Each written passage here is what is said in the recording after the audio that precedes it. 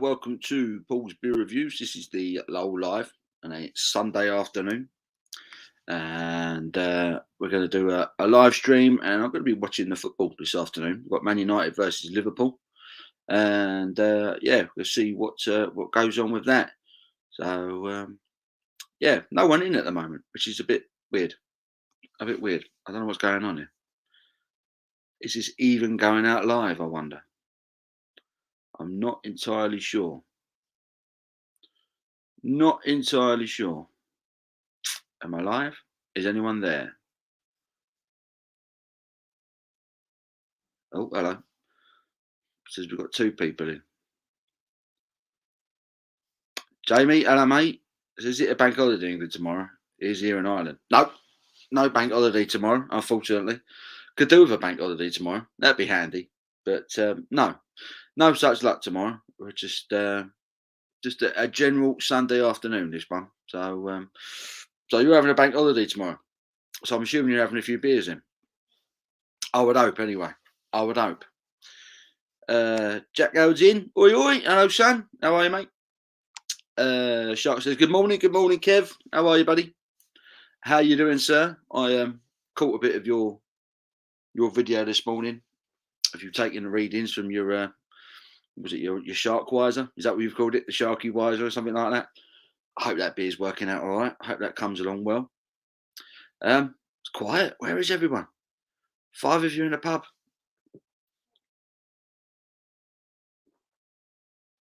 Well, welcome along. Welcome along. Get yourself comfortable. Get a beer. Get the beers in. James says, yeah, I'm having a few. Got a Hop House in the fridge. I've not had that one for ages. Not had Hop House for ages. People, I was hearing that they were getting rid of it. Hop House. And was it Rockshaw was meant to be replacing it? Was Rockshaw going to be the sort of the Guinness lager representative? I don't know. I always thought Hop House was okay. Always thought it was an okay lager. So Jamie's on the Hop House 13. It's far too early for Shark to be drinking by now, I would have thought. So it says Shark Wise is good. Lager at 5.3%. That's a nice ABV for a lager. Gotta love that. Gotta love that. Be tough for that one. So yeah, comments are coming in here. Jamie says Rockshaw is the Irish Budweiser. I see. So not great. Not great. I've never tried it. I've had a few people ask me to review it. Never got round to it. Alex is in. Hello, Alex. Says, hey, Paul, have you tried Henry Weston's medium dry vintage cider? I believe I have. I had one of my customers buy me a box of Henry Weston cider. So a couple of Christmases ago, and I quite enjoyed it. I'm assuming it was the medium dry. I'm not 100% sure. Not always up on my ciders, but I've definitely had a Henry Weston cider in the past, and always quite enjoyed it. So yeah. Shark says, thank you for joining with the chat yesterday. Yeah, I just got in. I just got home, and I was caught you and Phil chatting, so I thought I'd pop in and say hello. Stephen's in. Hello, Stephen. Say good afternoon, Paul, and everyone else. Good afternoon, Stephen. How are you, buddy? Thank you for joining us. Alex says it's 8.2%. See, that rings a bell as well. I know it's quite heavy. I didn't take you for a cider, man. Can't stand it. Also, Rockshaw makes cider. Yeah, I wouldn't say I'm a cider man, but I do enjoy one every now and then. Every now and then I enjoy cider, but I'm definitely not a cider man. Definitely not. It's all about the beer with me, but there you go.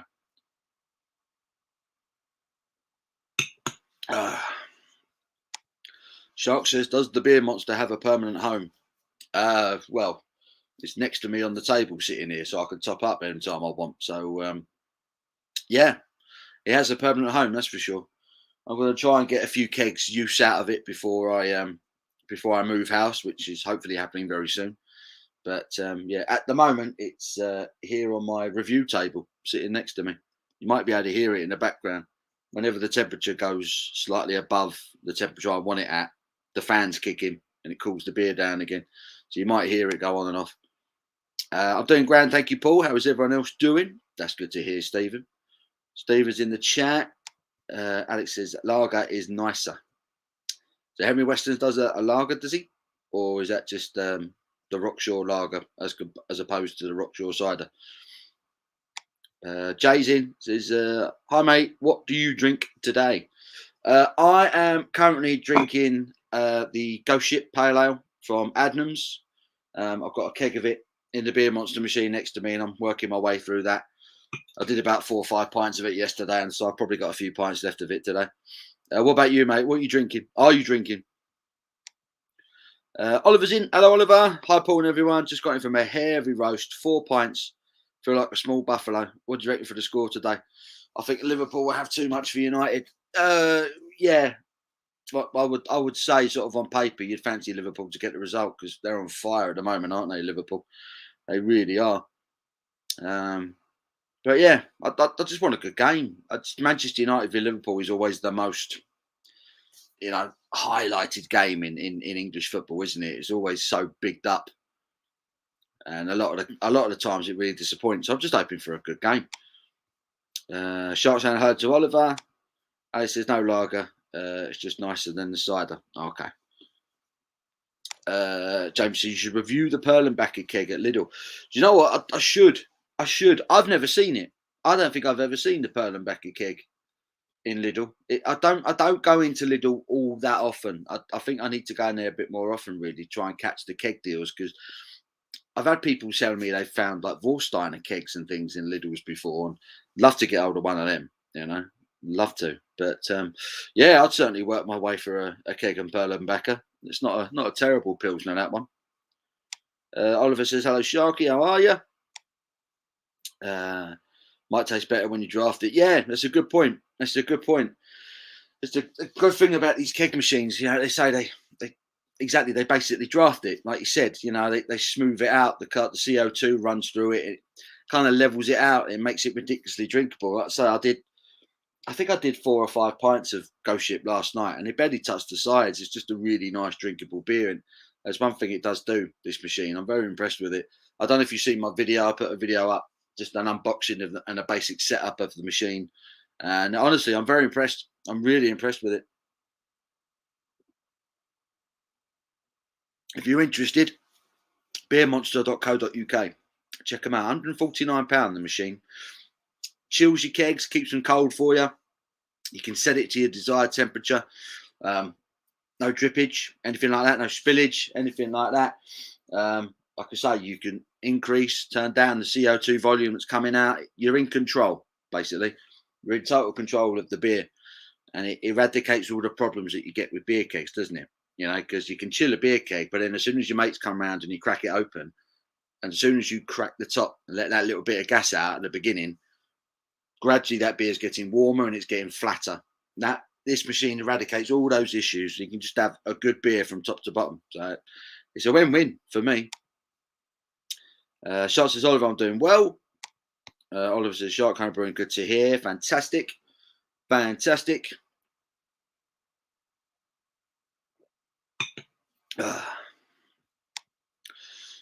Shark says, does John have a deal going on with Beer Monster? He does indeed. Yes, he's ordered. I think he's got 10 machines that are going to be sold on the Lord's website. They've sorted out some sort of contract out with Beer Monster, so they're going to become one of their retailers. Excuse me, but yeah, they sent John a machine. Me and John did a review of it a few weeks back up at the brewery. We were both very impressed. Beer Monster saw the video. They got in touch with me and offered me a machine. I was never going to turn that down because I was impressed. So yeah, just happy days. But I say I'm happy to endorse it. I'm happy to embrace it. To be honest, I think it's quality. I live in East Anglia. We get Ghost on draft in local pubs. It is to die for when the local has the fire going. Oh, sounds perfect, doesn't it? Sounds perfect. I'll be shot by an English beer in Ireland. Honestly, mate, I'll look into it. Sounds great. Do it. Dean's in. Hello, Dean. Hello, Paul. Hope you're doing well. Always good to have a beer with you on a Sunday. Fantastic. Welcome along, Dean. Welcome along. Craig's in. Hello, Craig. Afternoon, Paul. Mourinho back. No, thank you. No, thank you. We're not great at the moment, but at least there's a plan. At least there's kind of a plan at the moment. We've just lost. We've literally just lost 1-0 at West Ham. Awful game of football. Awful game of football. Two crap sides, and it was one goal from a set piece that divided it. It was shit. I think that machine is the best around in your area. Well, I think it's win-win. I think it's win-win because obviously you've got a pretty much unlimited range of beers to choose from, haven't you? That's the good thing about kegs is that pretty much every brewery will sell their beer in keg at some point or another, won't they? You know, you're not. You haven't got to worry about. I've got the sub as well. I've got the crap sub as well, and obviously the only beers you can get on that are from breweries that are owned by Heineken. So you go on Beerwolf and look at the selection, you get about 20 beers. It's a pretty piss poor selection that grows very slowly. And yeah, I mean, you're paying sometimes up to 20 quid for a keg that only gets 4 pints in it. So it's, I like the machine, don't get me wrong, but having a kegerator, that's what I'm going to call it. Having a draft beer machine that you can put your own choice of keg in, that will keep it cold and keep it, gas running through it. I think that's a winner. I think that's a winner, personally. Phil's in, oi, you slags. Hello, son. How are you, mate? How are you? Hey, Trilby slag. James says, Wolverine, I'd be interested in managing my pub team. I mean, half the lads are overweight, the rest of them are hungover. Still better than Tottenham. Fighting talk, that is, mate. Fighting talk. Phil says, how do, Shark? See, Roma got battered by some Norwegian team in a conference league. They did, didn't they? 6-1, was it? I'll tell you, Mourinho's not. He just ain't the one. He's not the man anymore. He ain't the man anymore. If he wins things with Roma, I'll be amazed. He hasn't got a plan. He's too busy isolating players and playing politics and that to be a good manager anymore. He's lost the plot. Phil Smith, oi oi. Phil Smith saying hello to Oliver.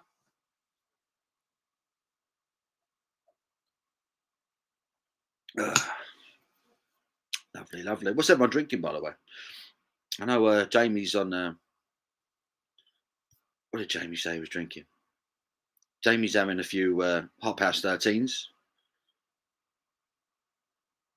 One or two of us said they've had a full roast, so they've got no room left for beer. Shocking. Jurgen Klopp chatting waffle.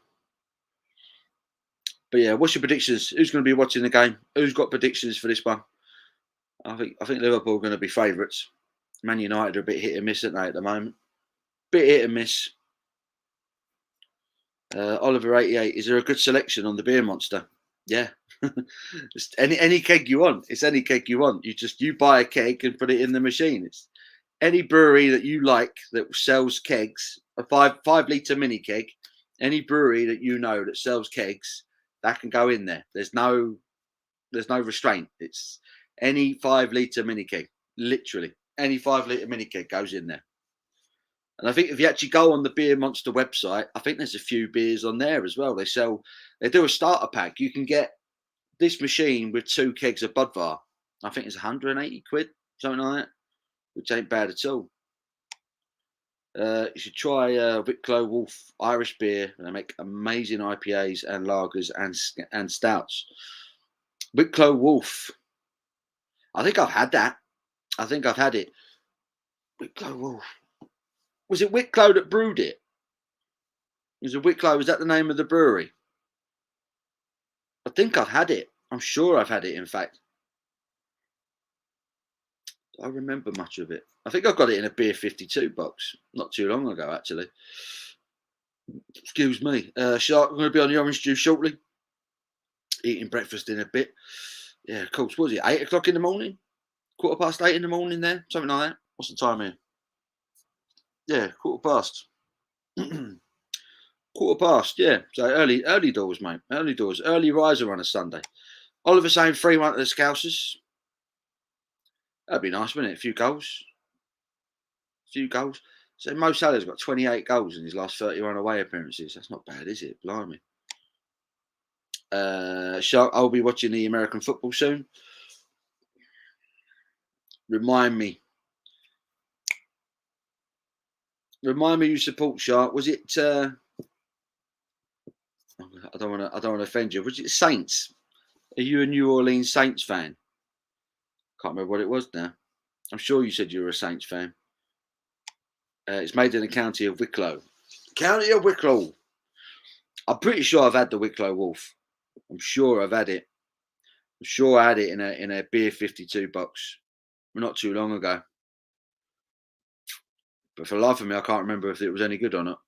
Obviously, not one I reviewed. But you get Irish boxes with beer 52 every now and then, which is quite good. Shark, yes, he is a Saints fan. Saints fan. Who are they playing today? Who are New Orleans playing today, Shark? Who they got? Who they got? Good memory. Yeah, I have my moments, mate. I have my moments. It happens. Oliver's got some Siren Squiggles in the freezer chilling down. Squiggles? That's a great name for a beer. Great name for a beer. What's that, Oliver? What sort of beer is that? Siren don't do bad beers, do they? They're a top brewery. Top brewery. I don't know what the score is with Real Madrid Barca. El Clasico is on right now. See if I can find it.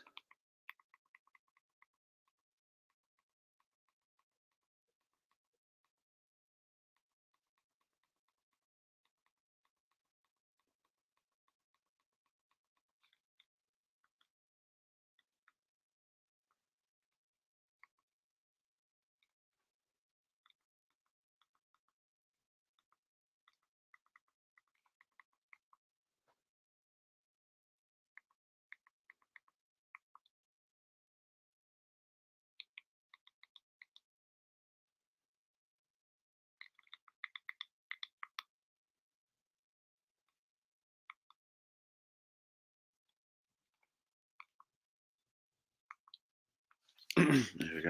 Found it. I found it. Tom's in, says, I'm a Newcastle fan. I feel we've just entered cheat mode on FIFA. You haven't you, really? Let's have it right. It's fantasy manager time, isn't it, for Newcastle now? They got all their money, all that money. What are they going to do with it? How long is it going to take them to win everything? It's just a bit boring now, isn't it? All about the money. Colred 64 says, "Don't judge me. I'm on the Perla Mochna. May need it to dull the pain after the 90 minutes." Yeah, that's kind of what my thoughts were. Watching Spurs struggle to create anything, I've been resorted to the beer. Right, second half's back to kick off at the new camp. We'll watch this until the Man United game kicks off. Monday night game. They'll be in Seattle. So you're not playing till tomorrow. So you're playing Seattle. Seattle. Who's the Seattle NFL team? Seattle. I'm having a mind blank. Who plays NFL in Seattle? Oliver's a tropical hazy ale. Sounds good. Sounds good. I say Siren. It's 1-0 at Real Madrid. Just realised Madrid a goal up. Addy says a lot of craft beers, but I don't know if you get any Irish ones in England. But you look out Kinnegar from Donegal. I think the lager they make, but they make almost anything. Sounds good. Sounds good. Gold Drake's in. Hello, sir. How are you? Hopskip Juice. Oh, nice. I haven't had that one for a little while. Hopskip Juice. Good beer, that. Drunk a lot of that last year. Oi, Gold Drake, you cheeky chaps, says Phil. Seahawks. There you go. The Seattle Seahawks. Someone's on it. Well done, Gold Drake. Oliver says the Seahawks. So we'll get a quiz going in a minute. Everyone's got their brains on. Inter and Juventus are playing as well today. That could be tasty. The Seattle Seahorses. God, hate you, slag. Seattle Seahawks, yeah. Dear. Seattle Seahawks versus New Orleans Saints. Is that going to be a good game, Shark? Is it likely to be a close one? Goldrake, Phil chatting. Oliver Thomas is in. Glen Afric Forest Hayes and the Man United versus Liverpool game for me. Sounds good. So I'm just going to watch a bit of the El Clasico just until the Man U Liverpool game kicks off. I do keep an eye on the Spanish football when I can. Shane, have you tried Stella in your videos? Not for a long time. Not for a long time. One of the first videos I ever put up on my channel was a Stella Artois review. I do need to re-review it because the ABV's been changed, and I've also, friend of the channel, sent a can of the import, the 5% one, and I've got to do a comparison video with the current one that we get in the UK. So that's coming up. So I will be doing another Stella video soon. But like I said, I've not reviewed it for a long time.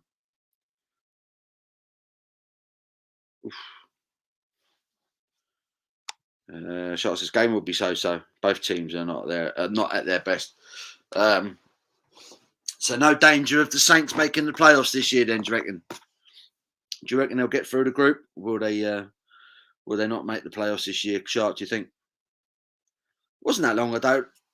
The New Orleans Saints. It wasn't that long ago. They were in the Super Bowl, were they? Could have been that long ago. So I kind of follow the Patriots. I kind of keep half an eye on the Patriots, and they're not looking very good. I think since Tom Brady left, they lost their star man, didn't they? So obviously, there's kind of too many Stellas. You smash your telly up. Loopy juice. I don't know. What is it? 4.6 now? The stuff we get here in the UK, 4.6. Pathetic, really. When you think when I first started drinking Stella, it was 5.2. It's just a completely different beer now. It's crazy. Goldrake says, Phil Smith, yes, all good, mate. Still got another week of college. Get in. There you go. 2009 Super Bowl winner. So it weren't crazy amount of time ago, was it, that you were winning a Super Bowl? You suggesting they might not make the playoffs this year? I mean, it's early days, isn't it?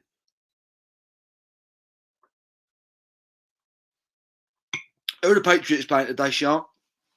Have you got the fixtures in front of you? Who are the Patriots playing? Goldrake, 4.6 is for wimps. 4.6 is for wimps. Tom Brady in the same division. No chance. That's why he's at Tampa Bay now, isn't he? Tampa Bay.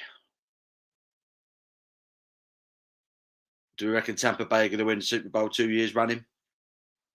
I don't know who recruited. Yeah, who recruited well during the transfer window, or whatever they call it in America, the draft. Who recruited well from college in the draft? Who got the best players in? Might as well have a table beer. Some table beers are spectacular, though, aren't they? To be fair, Goldrake, some of the best. Some of the best. One of the best beers I've ever had is a 3.7% ABV pale ale. One of the best beers I've ever had. I don't know how they do it. Mad Squirrels Hopfest pale ale. 3.7% ABV pale ale. So much flavour in it. So much flavour. JT Wardley is in. Hello, sir. Hello, Paul. Great review of the Beer Monster beer dispenser. Getting one in for Christmas. Top man. That's why I thought I better get the video out there. I mean, when John told me what was coming, like I say, we did the review. We spoke about the machine, and we just thought it would be perfect for Christmas. There's Abby coming in the front door behind me. Blinded everyone. You all right? All right, you all right? Yeah. I thought you were staying out later. No. Do need you to shut that curtain there. Great big glare behind me. Thank you. Yeah, no, I think it could be on a lot of people's Christmas list this year. It was going to be mine. So Your machine. The Beer Monster, yeah. Well, it wasn't actually on your Christmas list. I was going to get it for you. Yeah, Abby was just going to get it. And then John beat me to it, if you're watching. Yeah, John and Beer Monster sorted it out between them, so that was pretty cool. But yeah, it's a great bit of kit. Honestly, it's a really good bit of kit. I'm well impressed with it, and like I say, it eradicates all the issues you get with kegs.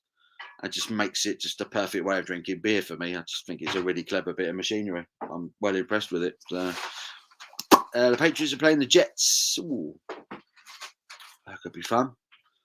Got to get down the local Albanian for the super strong park benches. Yeah, got to earn these dodgy European strong lagers. They love it, don't they? OMG, Paul. I got scared for a second then. Thought he was being robbed. Then Abby appeared. the thief. It's bloody thief.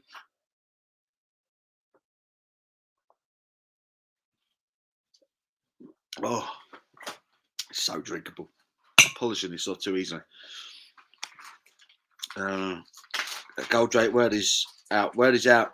He's got a beer monster. Many folks will have door hinges flying for one of those. It's just, was it £149? It is. They're selling them on beermonster.co.uk.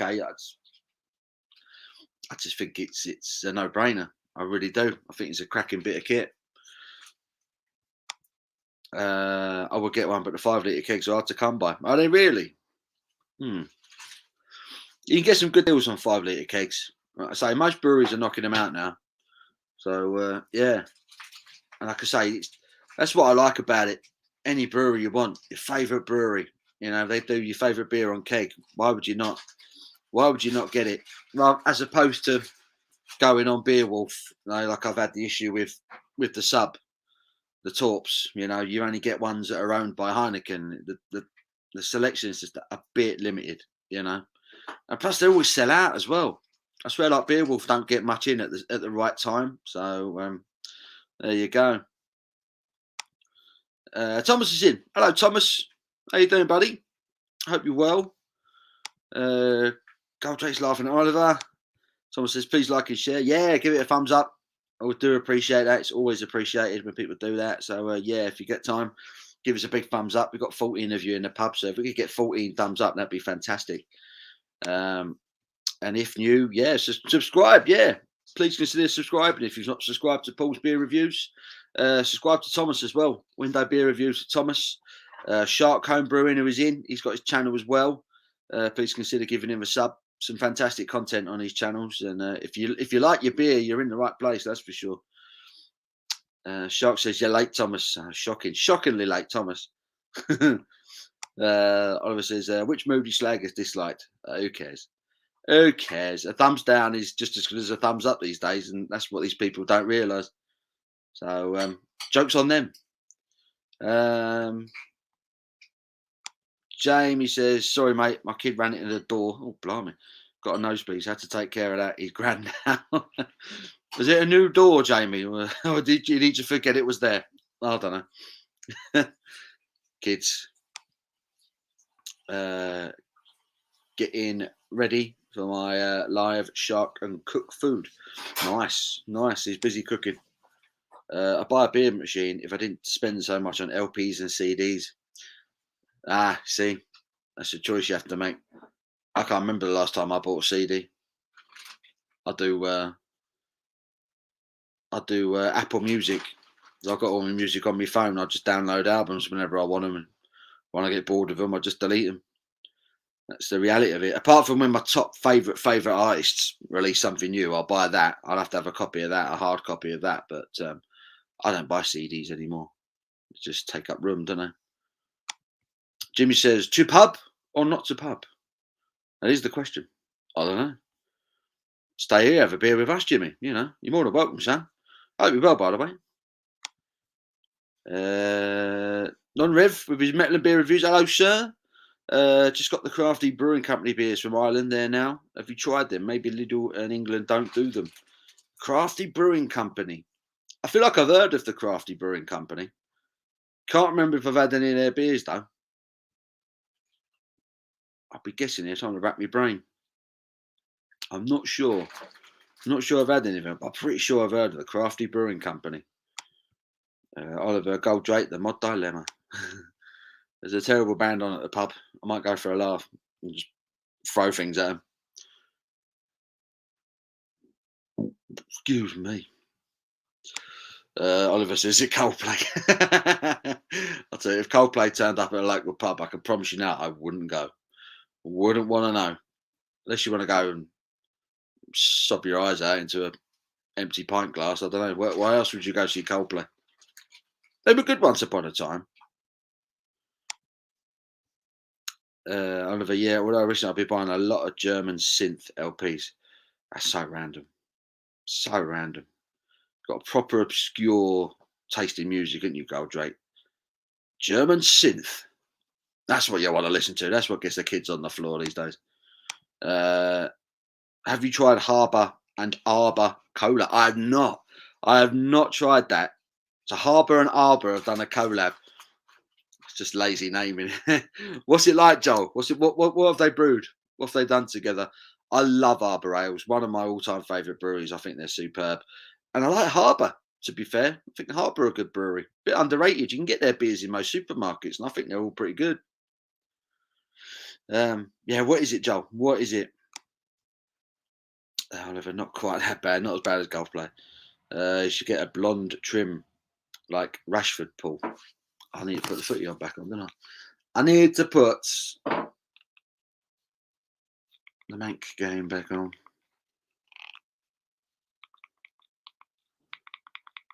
Hurry up. Sky Sport. Bosh. And we're off. Missed the first minute. Hurry up. There we go. Bang. Marcus Rashford got a silly haircut, has he? Just get a blonde trim like Rashford, Paul. Yeah, I can't see that happening. Can't see that happening somehow. Goldrake's, I've been spending far too much recently. Cinema, Chubby Brown, pub, tribute nights, etc. I've got to be careful as I'm looking at a cold Christmas. Oh dear, it's a thing. You've got to start got to work and make sure you've got some money away for Christmas, haven't you? Expensive time of year. Well, it can be anyway. I wouldn't go with Coldplay or Simply Red were playing. Yeah, neither would I. Neither would I. James says, what time will you finish drinking today? A woman is always getting annoyed at me for having two. I won't be getting the dinner tonight. I don't know. I was going to watch the football, have a couple of pints with the football. I was thinking I might do a quiz in a bit. If anyone's up for a bit of a general knowledge quiz, get your brain racking this afternoon. But yeah, I'll do a few hours. I'll do a few if you're up for it. Shark says, is the match today a Premier League game? It is indeed. It is a Premier League game. You could probably find it somewhere, Shark, couldn't you? All the Americans are paying big bucks to watch the Premier League. Those LPs are appreciating assets, I hear. Appreciating? Or was that depreciating? No. It was the lager and the pale ale, so we'll be reviewing them inside the next couple of weeks. Greetings from Northern Ireland, by the way. Welcome along, my friend. Welcome, dude. Harbour and Arbor have brewed an IPA. I would be keen to have a go on that. Does sound good. Oliver, some of mine are worth a little bit of money now. I'll never sell them though. I see you're a Spurs fan. I'm a Palace fan. Enough said. Yeah. Spurs are rubbish. Same old. Chance for United. Oh, Bruno Fernandes. What's he doing there? He skied it. Skied it. Goldrake Acoustic History. Good afternoon, mate. I hope you're good. Hello, Steve. How you doing, mate? I hope you're well, buddy. Hope you're well. Oh, he just gets over it, doesn't he? Shocking. Leaning back. Straight over the bar. Shocking finish from Bruno Fernandes. I see your captain. Captain Meek's not in. He'll be sitting at home right now, chewing his nails. Yeah, they show the Premier League games here most of the time. Big business Premier League. It's a bit like the NFL. We've got the NFL over here. So when this is finished, I might put the NFL one. Never mind, in a few years, Newcastle will win everything. They will, though. That's the sad truth. They've got all that money. Is it their owners worth like 10 times the accumulated wealth of all the other owners in the Premier League clubs combined? Something ridiculous like that. It's crazy money. Crazy money. Goal flash. 1-0 to Liverpool. How far behind is my stream? Let's keep an eye on this, shall we? Jordan Henderson plays it back to Van Dijk. Van Dijk all the way back to the keeper. Back to Van Dijk. Into Robertson. Lovely move this. Salah's in. Plays in Mane. Bang. 1-0. Yeah. That's not Mane, is it? It's Keita. That'd be Keita. 1-0 Liverpool. Yep, absolutely right. That's how far behind my stream is, ladies and gentlemen. Shocking. Shark says, I'm off. I will check back with you later if you're still on. Cool. Speak to you in a bit, Kev. Gold Jake. I like a bit of everything music-wise, to be fair. Can go from blasting metal to Tom Jones the next minute. Tom Jones. That's not unusual. Watford done all right yesterday. Bit better than Liverpool. God, they did, didn't they? Did that bet on last minute. What did you bet? What did you bet? That Watford won. Oh, was that it? Just Watford will win. I think they were up, and then he put a bet on they'd win. Ah, yeah. Watford notched. Watford normally let in a goal at the end, don't they? They notched 5, didn't they, yesterday? Watford. Glory on it, boys. Yeah, 1-0 Liverpool. That was a lovely move, to be fair. Completely opened them up. Oh, I know. Where have I gone? Where have I gone? Could now add a Trojan on my laptop. Had to reset and reformat everything. Well, that don't sound very good. That don't sound good. Fred and Scott fought for the goal. So Fred's not great, is he? You kind of think United still need a decent midfielder, a decent holding midfielder in there, don't they? Ben Foster's playing well at the moment. Ben Foster, legend. Oof. Liverpool nearly had a second there. Firmino forcing the save from De Gea. United all over the shop, mate. 6 minutes 20 there. To be fair, that came in about 20 minutes ago. I'm on 6:28 now, so I think you're a good minute and a half ahead of me. I think. Ball stop with the bad puns. It's all I got, man. It's all I got. I was at Liverpool game. Didn't mind losing when they played that good. They were very good last week when Salah was on another level when he had that second goal when he was surrounded by 3 of your defenders and still managed to wriggle his way through. It was crazy. Just been listening to Klaus Schultz and Gunther Schickert live from their 1975 session. Got the CD. It's worth at least 40 quid. No CDs are worth 40 quid now. Lucky if you get 50p for a CD these days. Ben Foster's YouTube channel is quality. I've heard he's got a YouTube channel. I have to check that out. Gonna have to check it out. I saw a video of him. There was a YouTuber who's a bit of a football fan and considers himself a bit of a player. And they were taking free kicks against Ben Foster, and they had to see how many they could score out of 100. And I think they scored about 3 or something like that. Just shows you could be a really good player, but when you come up against a really good goalkeeper, it makes a massive difference, you know. Is Ben Foster 40 yet? Does that seem like he's been around donkey's years, doesn't it? He's got to be getting on that way. He's got to be pushing it. Jimmy says Salah was special that day. It is when he's on it. He's on another level, and he, especially at the moment, Salah. I think he's in there in the conversation for sort of best attacker on the planet right now. Man U ain't as good as they were back when Alex Ferguson was manager. No wonder Liverpool were a better team. Well, it just shows how good a manager Alex Ferguson was, because they ain't been the same club ever since. And even the last season he had with them. Personally, I think the team that Manchester United have got out here now is as good, if not better, than the team that Alex Ferguson had when he left and he won the title with. Liverpool are in again. Salah shoots wide. Yeah, Ferguson's a hell of a coach, hell of a manager. Paul CD's very rare. Got gifted it last week, so I'm happy with it. Got to say, 3 CDs can't be bad, can it? Can't be bad. Tankard from Germany. A good beer drinking band. Tankard. That's a great name for a band, isn't it? Love that.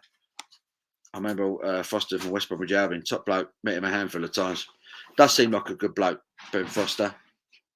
Does seem like a good bloke. I'm going to get a top up. Bear with.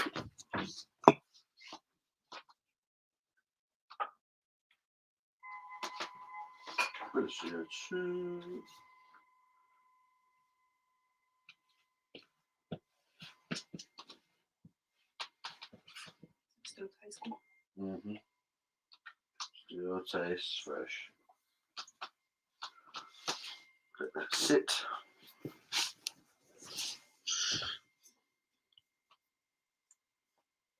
You turn that CO2 off for me. Horrible squeaking noise. Paul, have you ever tried Steam Brew? German red from Lidl. Gave it a 10 out of 10. One of the best beers I've tasted. 9.5%. I don't think I've had the German red.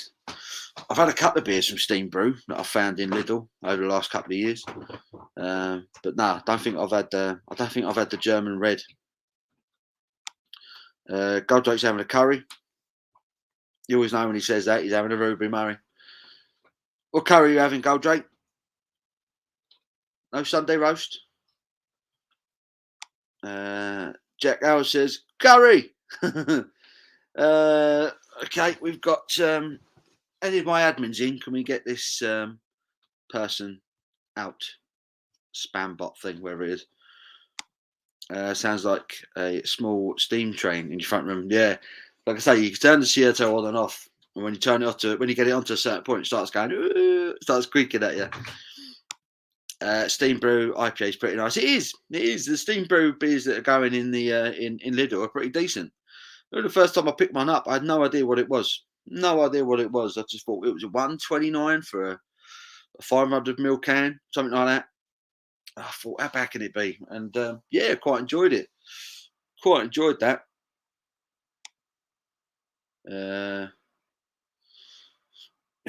Bye bot. Yeah. I suppose because I've got Man United Liverpool watch along in the title, someone's probably thought, oh, we'll put the stream up. So I'm watching it, mate. I don't need a link, I'm watching it. Smash that bot full. Well done, Jackie boy. Oh, Jake, did you know? How do you know I'm having a curry? Shocker. Goldrake having a curry. Who knew?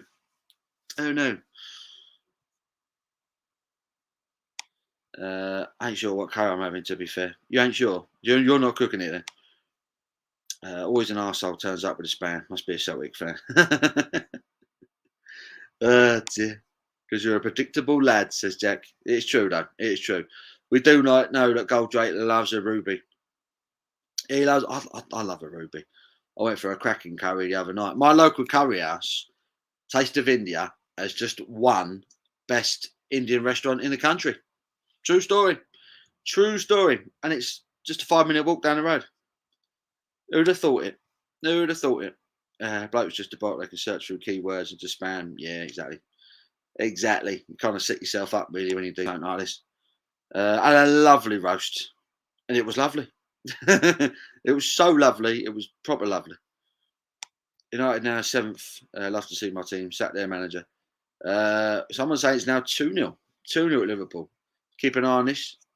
Henderson's on the ball. Into Van Dijk. Back to Henderson. They're just knocking it around the back.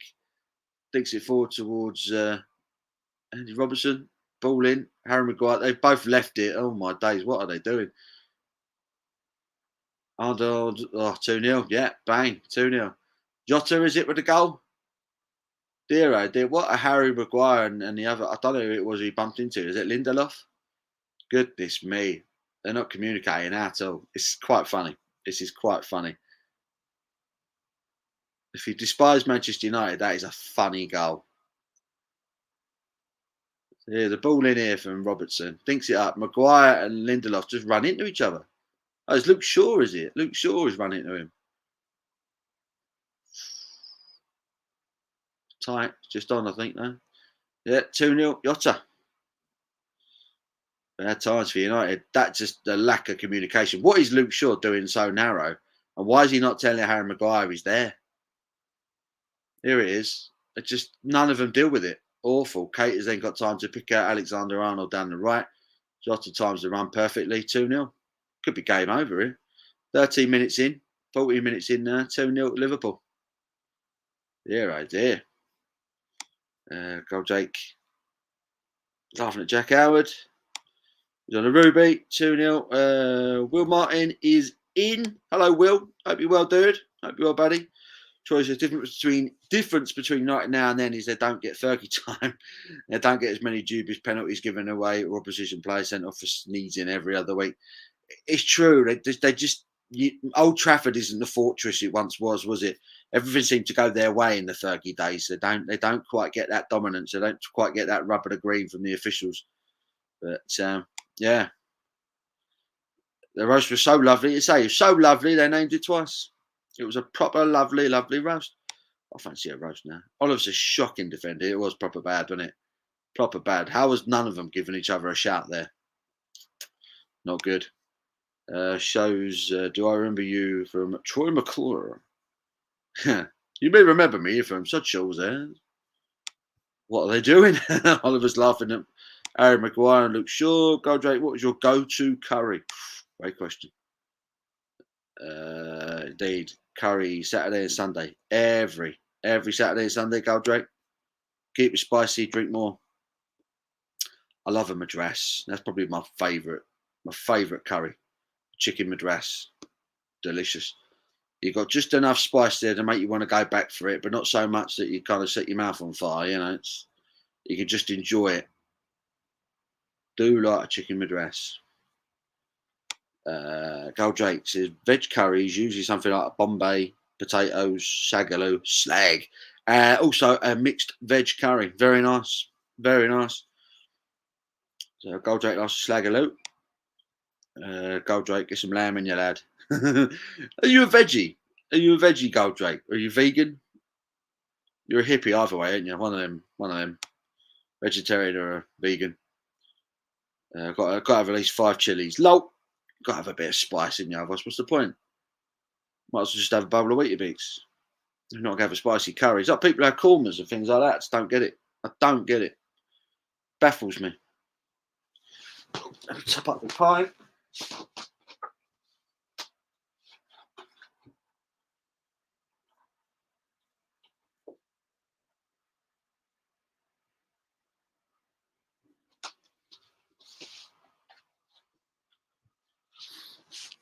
Oh, look at that. Masterpiece. Slaggaloo. Ollie's at the wheel. Yes, he is, and we're all laughing. Lamb Pathia. How do you pronounce that? Pathia. Oh, sounds good. Ollie's not going to be because I'm surprised he's lasted as long as he has. To be fair, he's they're good, but every time they come up against another good side, they struggle. They get exposed. You know. Pretty much vegan. I have cheese now and again. I'm trying vegan cheeses now. See, I tried some vegan alternatives. Bloody awful. I did the kind of vegan thing for a couple of months. I think I lost a load of weight, but the food was just so boring. So I quickly got rid of that and started putting on weight again. I like a madras as well. Tried to live up to a vindaloo. Ended up on a bog for a Sunday. Had to have some Guinness to settle my stomach. So I've had a couple of vindaloos. And if you actually eat in an Indian restaurant, they're always so much hotter than they are when you get them delivered. And so I've had a vindaloo in a restaurant and I was on the toilet a few times the next day. Enjoyed it at the time. And I once ate a fowl, but that was a takeaway. And I don't think it was all that much hotter than a vindaloo. But I like the challenge. Used to love a lamb jalfrezi. Yeah, Abby likes a booner. She'll have a lamb booner. She likes a booner. That ghosty looks rascal. It looks rascal. Looks like a rascal. It looks good though, doesn't it? It looks pretty good. That, like I say, that keg has been in that machine now for 24 hours, and it's still tasting fresh. Still tastes mint. Plenty of CO2 running through it. Perfect temperature. It's banging. Cheers, everyone.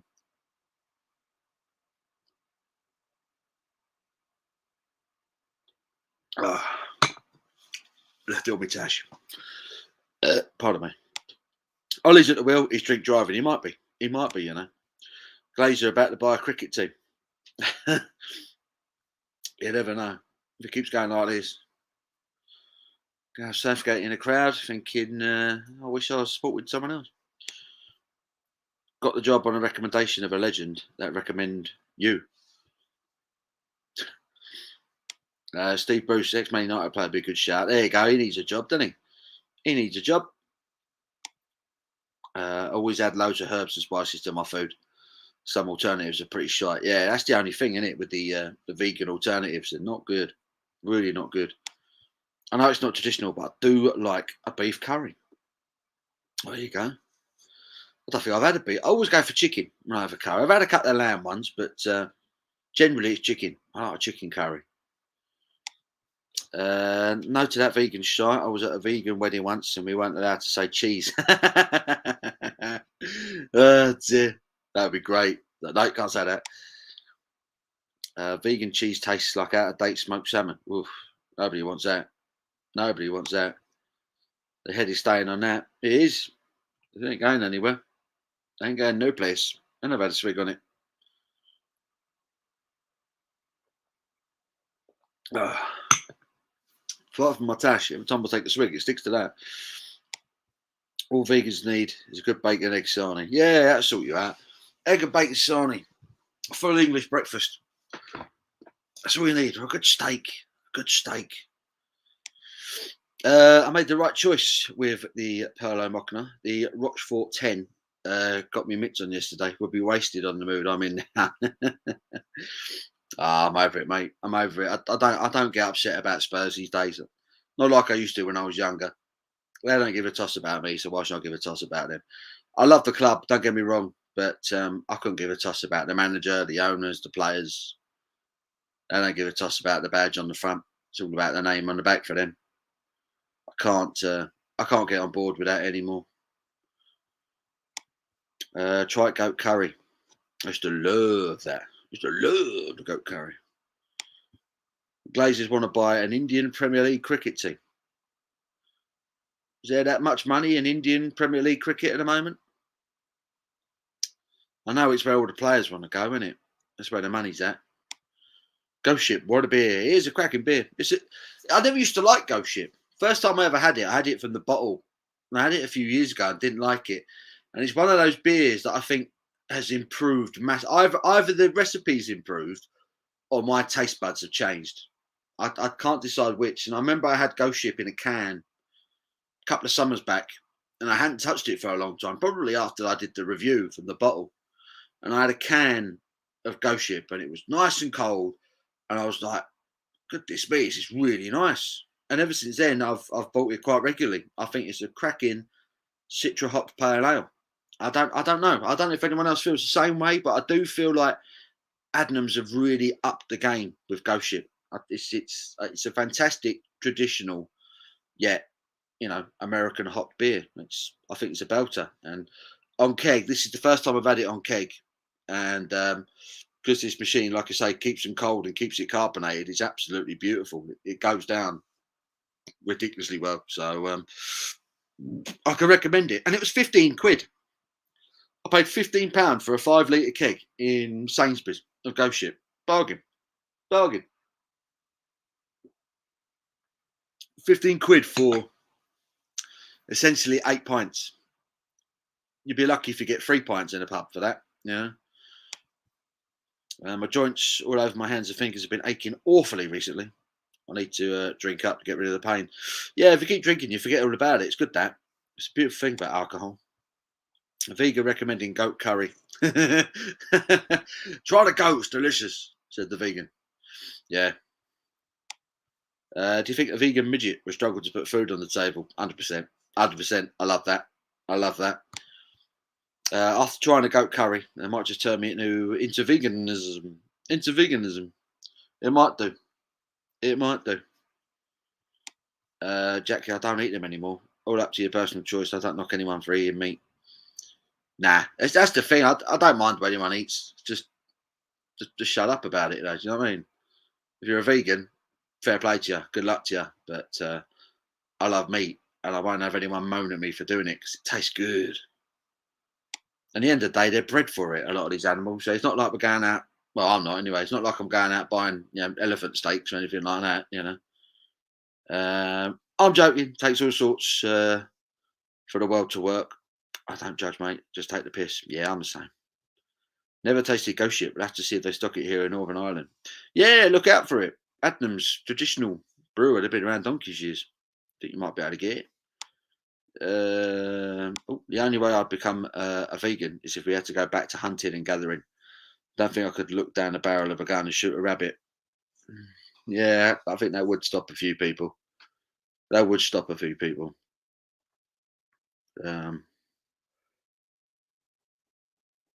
I've never actually shot a live animal. I've done clay pigeon shooting plenty of times, but I don't know if I'd ever actually shoot an animal. I don't know if I'd want to.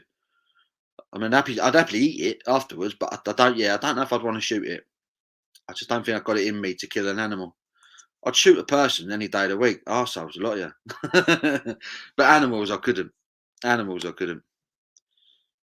I knew it was joke. All for the banter, mate. It's all about the banter, Gold Drake. Finish the line. It's not big or clever, just like a dyslexic. Not big or clever. I'm not finishing it. Someone else can do it. Someone else can do it. They're just replaying that second Liverpool goal. It just gets funnier every time you see it. Luke Shaw and Maguire, what are they doing there? Right, who fancies a quiz?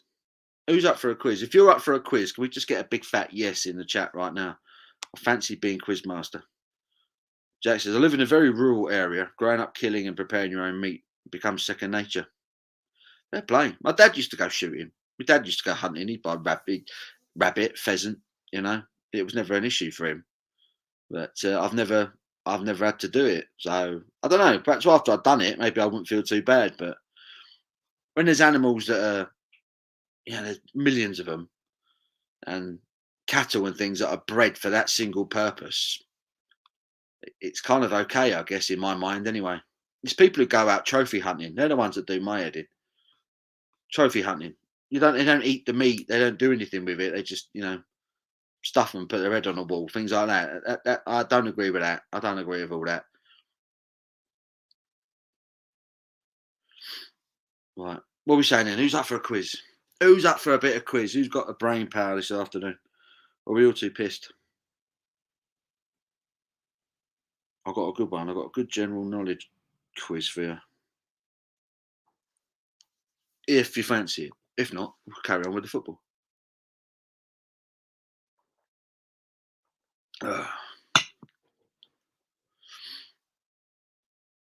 Marcus Greenwood trying to make something happen for United.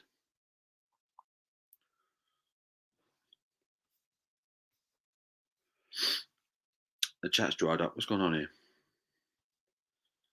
The chat has stopped. Oh, now we've got a few. Gold Drake says, depends what the quiz is. I was going to go for general knowledge to start off with. Jack says, when I was about 5, my job on a shoot was breaking the necks of animals that weren't dead after being shot. Oh, my days.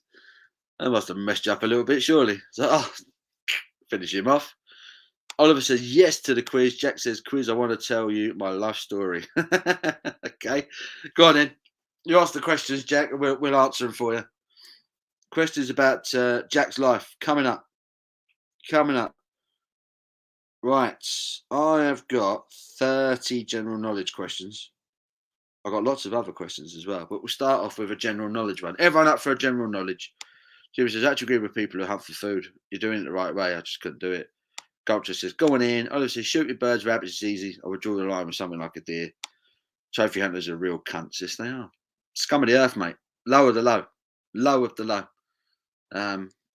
Yeah, I'd happily get a load of trophy hunters together, make them run, and then just start picking shots off them. If they die, they die. Right, general knowledge. Let's do it. Question 1. In which part of your body would you find the cruciate ligament? In which part of your body would you find the cruciate ligament? Who's going to get in there first? All I could do is take the first answer that comes up on my stream. What animal does he get shot in the face with 12 ball? Put it down. 9 years old. Oof. Oh dear. Jimmy's laughing. Oliver says leg. I can't take leg, unfortunately. Can't take leg. Is that an appropriate question? Probably not. It's not leg. Can't take leg. Cruciate ligament. What part of the body where you find the cruciate ligament? This ain't bloody general knowledge. Of course it is. Cruciate ligament. Gold Drake. Boom. Knee. He said it's not. He said it's not general knowledge. Then he got it exactly. It is the knee. You will find a cruciate ligament in the knee. Well done, Jamie Sears. Hello, mate. How are you, sir? Hope you're well. Oliver went for calf. That was the wrong answer, I'm afraid. Knee was the correct answer. Well done, Goldrake. Right. Question 2. Question 2. How are we all? I'm pretty well, Jamie, man. I'm pretty well. How are you doing? How's life treating you? And it was a guess, and he got it. I'm very well, Jamie. I hope you're well. How are you, mate? We're having a couple of beers this afternoon. Having a quiz if you want to get involved. Question 2. What is the name of the main antagonist in the Shakespeare play Othello? What is the name of the main antagonist in the Shakespeare play Othello? Who can get that one? I don't know because I haven't watched a Shakespeare play in my life, but someone might. Someone out there might be a bit more cultured than me. Bosh.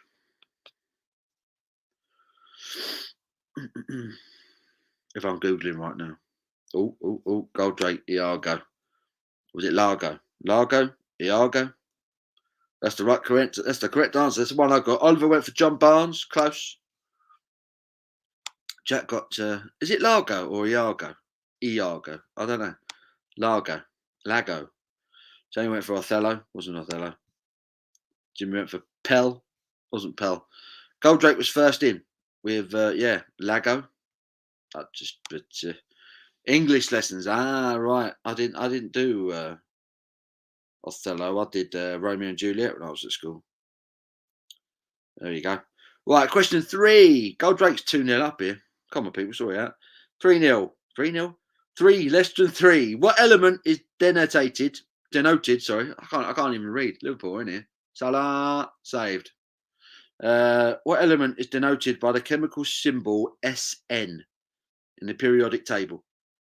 What element is denoted by the chemical symbol SN in the periodic table? SN. What is the element denoted by the chemical symbol, SN in the periodic table? Whoever's fastest, that's what it is. Whoever's got the fastest internet wins these things usually. The answer is tin. And again, it's Goldrake. Goldrake came up straight away. Jamie just after him. Well done, both of you. Tin.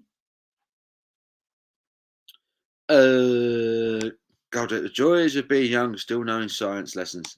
Oliver went for mustard. That was close. Mustard. That's a great idea. Great answer. Poo would have been my guess, I think. Mark got tin. Well done. Question 4. What is the name of the 1976 film about the Watergate scandal starring Robert Redford and Dustin Hoffman?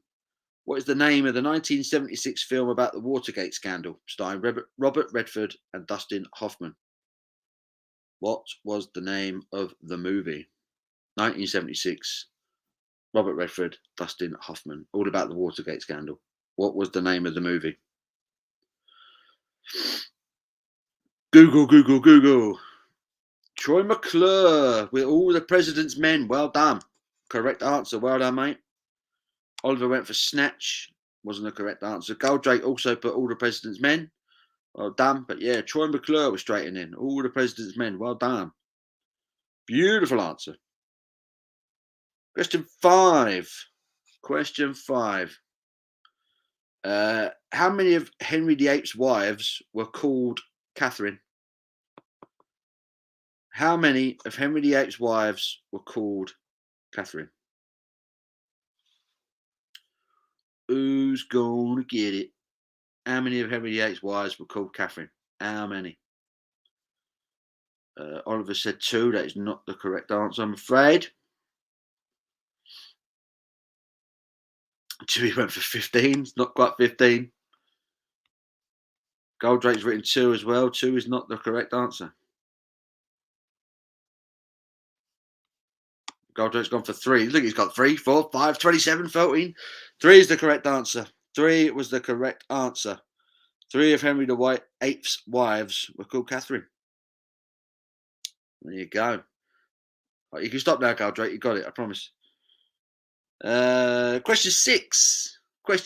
What was the most popular girl's name in the UK in 2019? What was the most popular girl's name in the UK in 2019? It's a bit random, this one.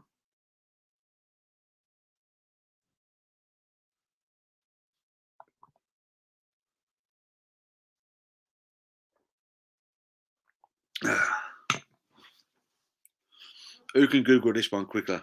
Joy went for Mavis, not quite. Jimmy went for Oliver. Olivia, there you go. Oliver's got it. Oliver's got it with Olivia. Nearly your own name there. Love that. Olivia is the correct answer. Olivia was the most popular girl's name in the UK 2 years ago. Olivia. It's just a bit of a random one for me. Olivia. Who knew? Who knew? Jimmy went for Oliver. Troy went for Mavis. Jamie went for Letitia. Goljo went for Ellie. And then he went for Idek. And then he went for Pauline. And then Jimmy said, we've had this question before. We probably have, to be fair. Right, which comedian was the second permanent host of Never Mind the Buzzcocks after Mark Lamar? Which comedian was the second permanent host of Never Mind the Buzzcocks after Mark Lamar? Who knows this one? Marcus Rashford's gone grey, hasn't he? He's got grey hair. It looks ridiculous.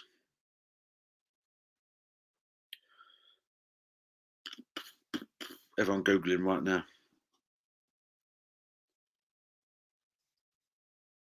Jimmy says, Jimmy Carr. It wasn't Jimmy Carr. It wasn't Bruce Forsyth.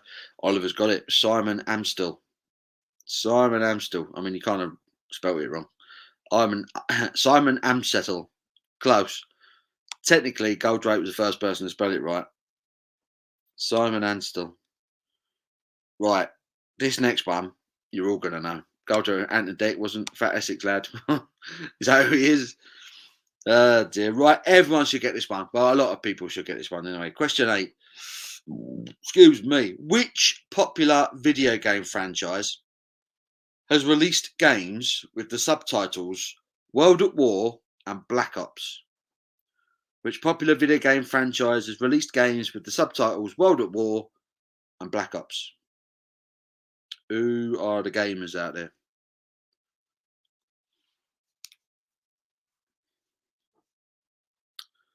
Goldrake, Call of Duty on it. Alex was straight after with COD. Oliver also got Call of Duty. Steve put Dunno. James C. Goldrake, sort of with all the right answers. Yeah, we need to find some trickier ones here. Oof. Oh, Liverpool already again. It's 3-0. Goodness me. Wow. They are just absolutely tearing Manchester United apart. If this carries on like this, honestly, genuinely, Ollie could be getting sacked tonight. You can't get thrashed at home by your main rivals. You can't. Can't happen. Salah again.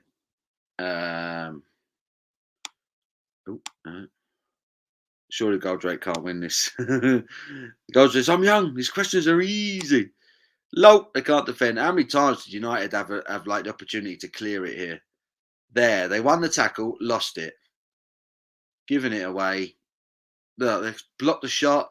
None of them saw Alexander. Where's the marking?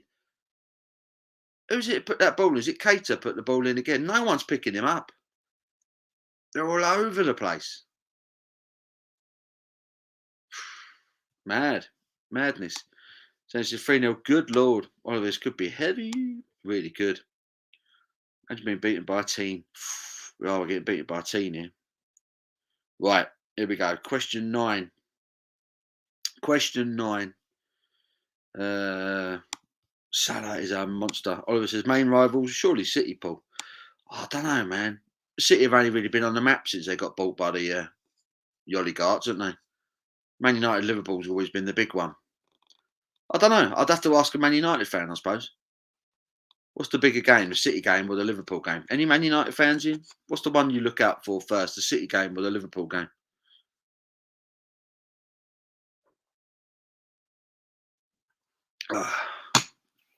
Right. Question 9. In what US state is the city Nashville? That's been written wrong. In which US state is the city Nashville? It should say. Which US state is the city of Nashville?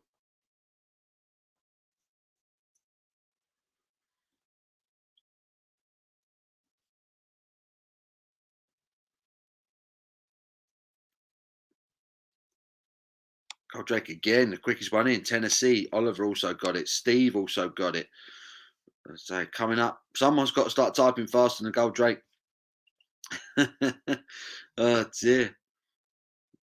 So yeah, that's the correct answer. Tennessee, Nashville, Tennessee. Great answer. Great answer.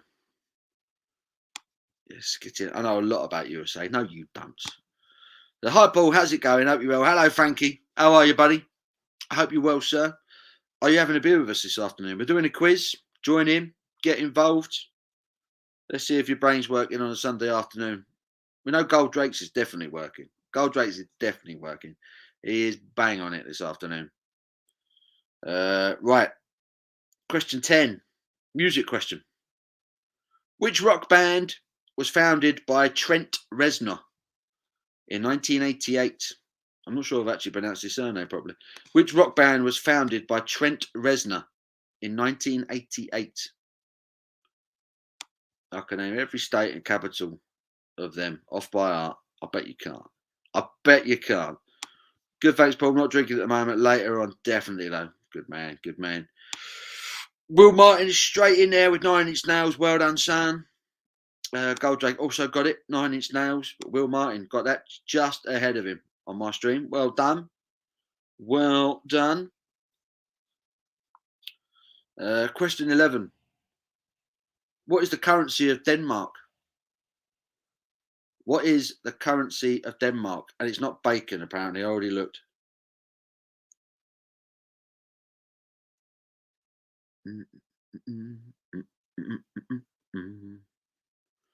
Oliver, boom. Krona. You got it, my friend. You got it. You've got it.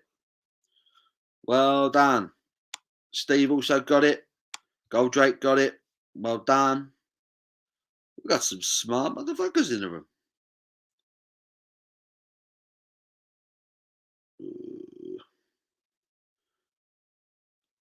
Alex James says Mead. Jimmy went for Cronenberg. Good guess. Good guess.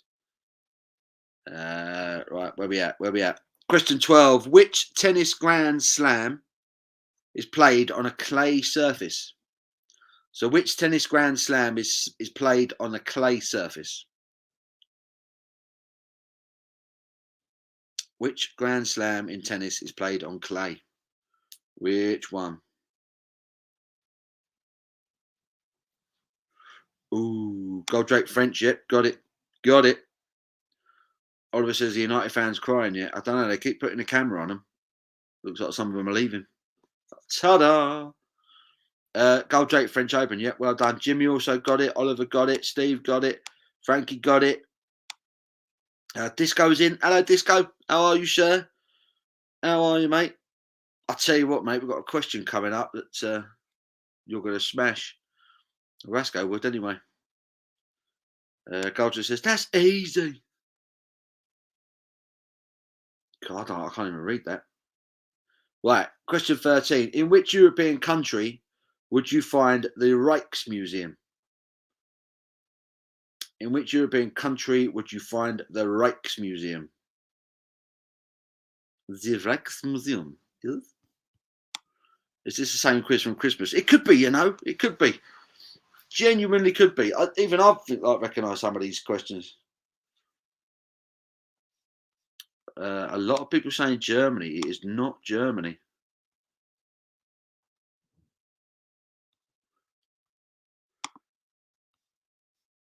Goldrake, bang, Netherlands. First person to get it in there, the Netherlands. It was. Well done. It was the Netherlands. So I don't know how he's doing this. He's putting in the wrong answer and then coming back and correcting himself. That's how quick he is on the internet. On the internet webs. Jamie C went for Norway. Oh, a good quiz. Need to address the head bashing from tech issues. There you go. Get involved. Get involved. Everyone went for Germany. Frankie went for Munich in Germany. But Goldrake was the first to put the Netherlands. Germany. Stock. Jamie C also put Netherlands. Oliver then went for Austria. Jimmy went for Holland. It would be right. Goldrake wrote simply, get in. Get in. Question 14. Oh, that's a good one. How many films have Al Pacino and Robert De Niro appeared in together? How many films have Al Pacino and Robert De Niro appeared in together? Great question. How many? 12, no. 2, no. 12, no. Not 2. Definitely not 2. Not far off, though.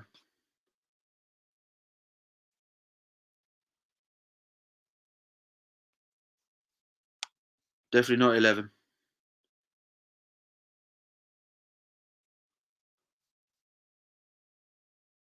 Oh, fight. Oh, dear.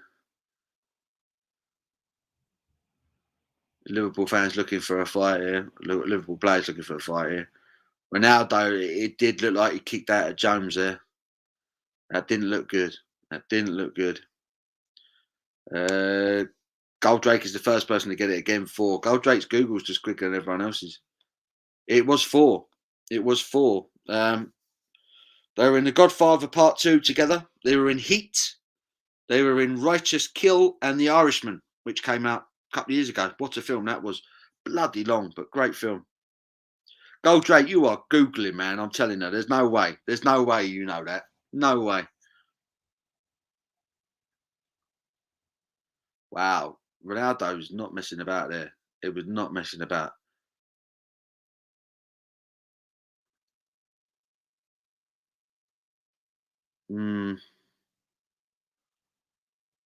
It's not. It doesn't look great. I don't know if it's a red. Is it a red card?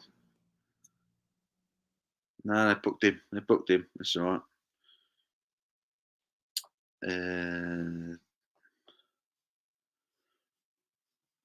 I love their films. I love De Niro. Yeah, I say I love Al Pacino. Al Pacino, great actor. None went for disco. He went for the trick answer. He thought it was a trick question. Godfather, The Irishman, and Heat. Yeah, just needed that third one. There you go. Forgot about Heat. Heat was a great film, wasn't it? Excellent film. Kenny Joe with a $3 super sticker. Thank you, dude. Thank you very much. Appreciate that. Righteous Kill 2, Jimmy. Yeah. How many questions is there? 30. 30. We're on number 15. We're halfway there. Jim says never saw a Righteous Kill. Question 15.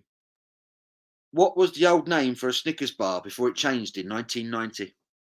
I remember when this happened. Completely confused me. What was the name of Snickers? What did it used to be called? Oliver, bang, marathon, well done, straight in there. Frankie also got it. Marathon, Will got it. JT Wardley got it. Alex got it. Yeah, marathon. It was. I still will never understand why they changed the name. Marathon or Snickers.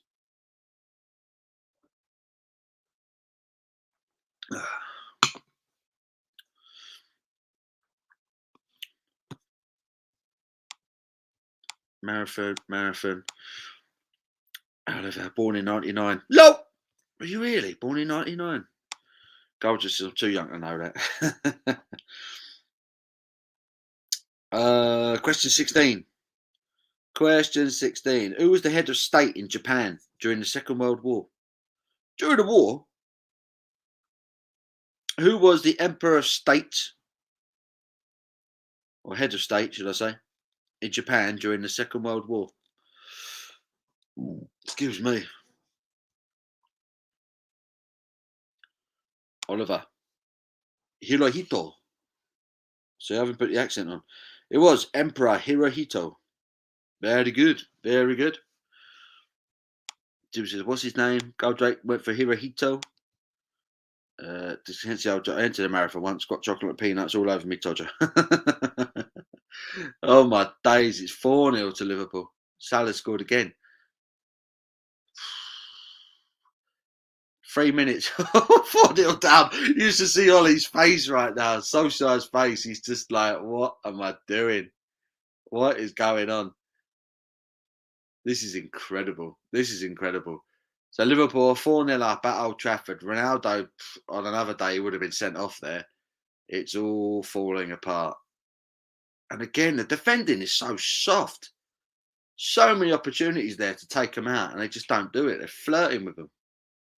Maguire just gets turned like he's not there, and then he's left. They don't know what's going on behind him. Wow, 4-0. Told you, 4 low. Oh, look at that telly. I'm looking at the telly. Hirohito. Ole Gunnar Solskjaer, don't know what he's doing. It don't look like it, does it? It don't look like it. Question 17. Question 17. What is the smallest planet in our solar system?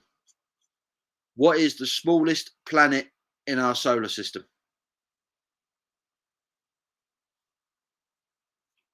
Smallest planet in our solar system. What is it?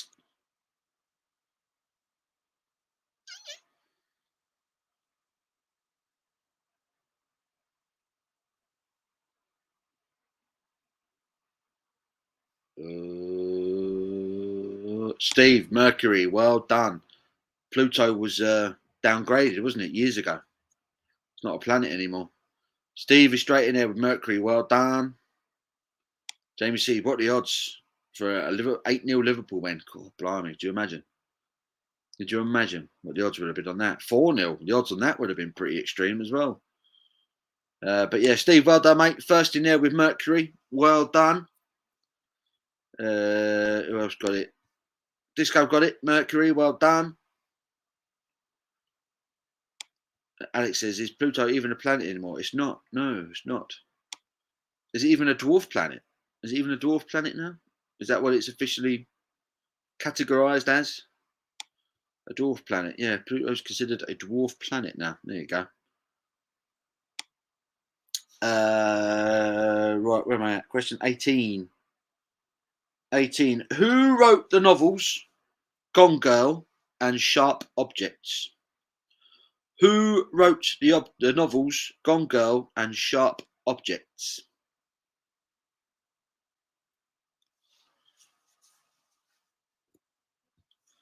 Gone Girl, Sharp Objects. Who wrote them?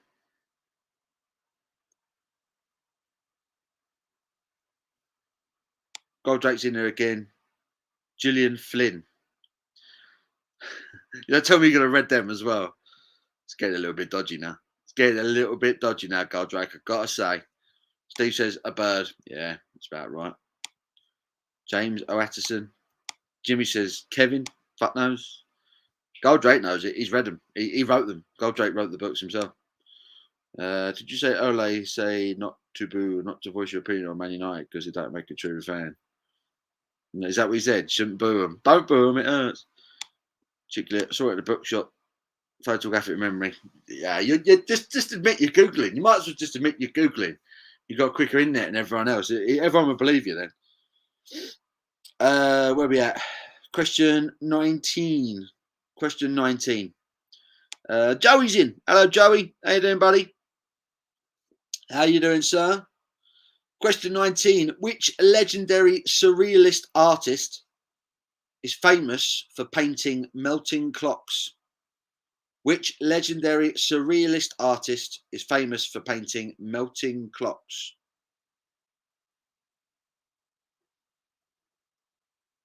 And I need the full name.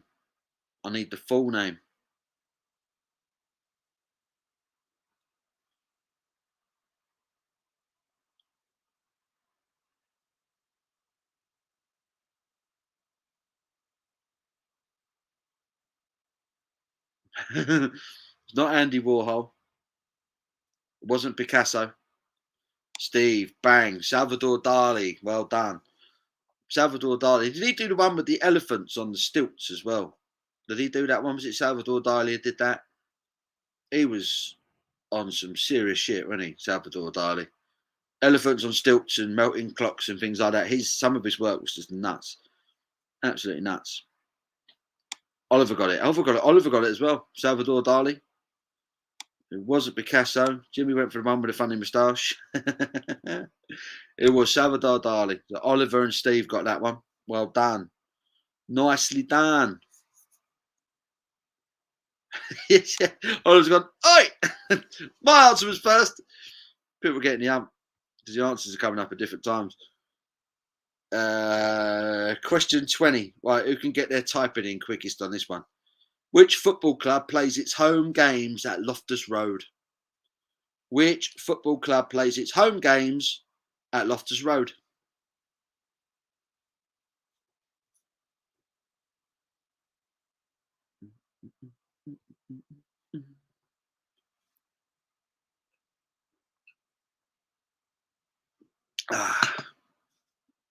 Load of questions, load of answers are coming. Frankie Norton is quickest with QPR. Well done. Well done, Frankie. Now I know Goldrake's cheating because he knows fuck all about football. Craig H got it. Steve got it. It wasn't Tottenham. Disco got it. Jimmy got it. Oliver got it. Too slow again, Jimmy. Goldrake guessing. Goldrake's been around, turned all the devices so fast to connect. I reckon he has. I need Goldrake's fingers. Goldrake reckons he was first. He wasn't on my page. Who have I got first on mine? Frankie. Frankie Norton was first. Goldrake shortly after. Love it. Love it. That is one for Rasco. He didn't know nothing about football. He's a QPR fan. It's true. It's true. Goldrake has severed the fibre optic cables. Jack Coward. Pure guess. Pure guess. There's like 90 clubs in the Football League out the country, 90 odd football clubs, and you go for QPR. That's your one guess. Love it. I love it. Question 21. Continental United States has 4 time zones. Can you name them? Continental United States has 4 time zones. Can you name them? Can you name the time zones? This is going to be a good one. One of them I never even heard of.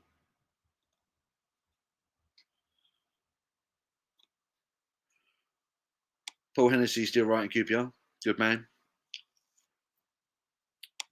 Joey, Mountain, Eastern, Central, Western. No. Who else has got it? Who else has gone for it? Goldrake, Pacific, Mountain, Central, and Eastern. That's right. So Joey, he put Mountain, Eastern, Central, and Western. She needed to put Pacific instead of Western, apparently. I didn't know that. I've never even heard of. I'd never heard of Mountain Time. Never heard of it. But Goldrake got it. Pacific, Mountain, Eastern, Central. Paul's a QPR fan. Jimmy says, I think I'll bother with this one. It's time. BSE. Central, Eastern, and West Coast Pacific. So it's 4. Steve says, who cares, for Christ's sake? Scott BN2 reviews. Hello, mate. How you doing, buddy? I should have been. More Pacific. Love it. I love it. Oh dear. I was first again. Jesse, you're only cheating yourself. Let's get a bit of education. The Mountain Time is pretty much only Denver and Salt Lake City. Denver. We always say West Coast time. I'd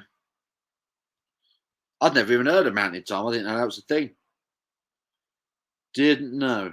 Right, question 22. Question 22. Are you making these questions up? Even I ain't got that much imagination. It's Mountain Time when you make IPAs. It should be, shouldn't it? On Mountain Time, they only make mountain IPAs. Right, question 22. What was the Turkish city of Istanbul called before 1930? What was the Turkish city of Istanbul called before 1930? I'm just waiting for Goldrake to put the answer in and say I've been there. What was the Turkish city of Istanbul called before 1930?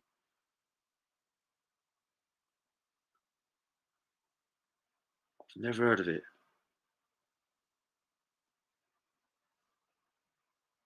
Oh, yeah, questions coming in. Craig H. Bang.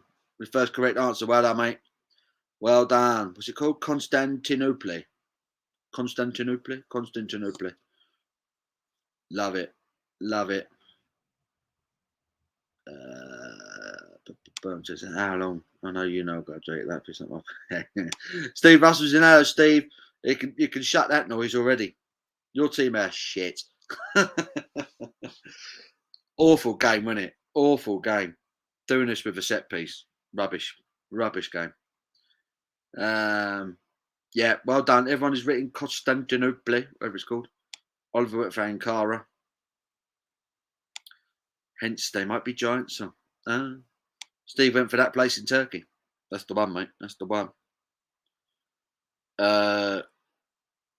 23. Oh, Turkish delight on a moonlit night. There you go. Joey dropping the knowledge. Yeah, question 23. From which US city did the band The Killers originate? From which US city do the band The Killers originate? Where are the Killers from, basically?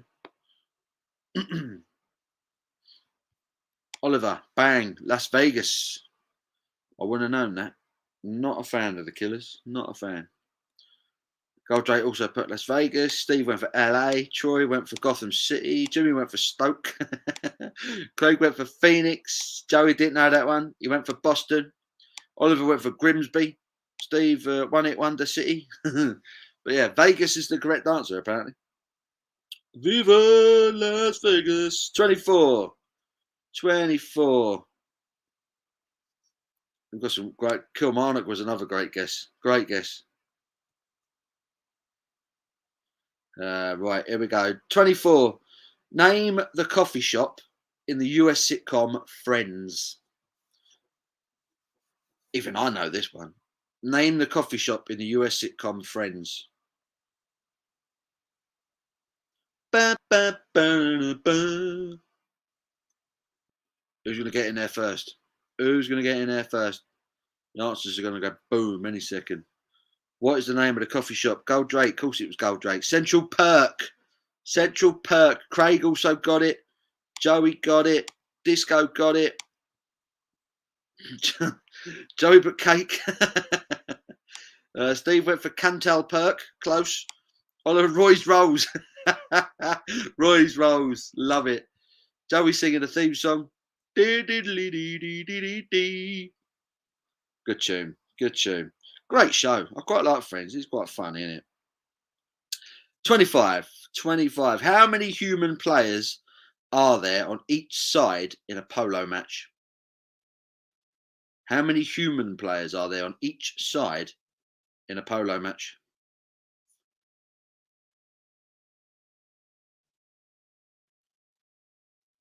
Oliver, bang, 4. Nicely done.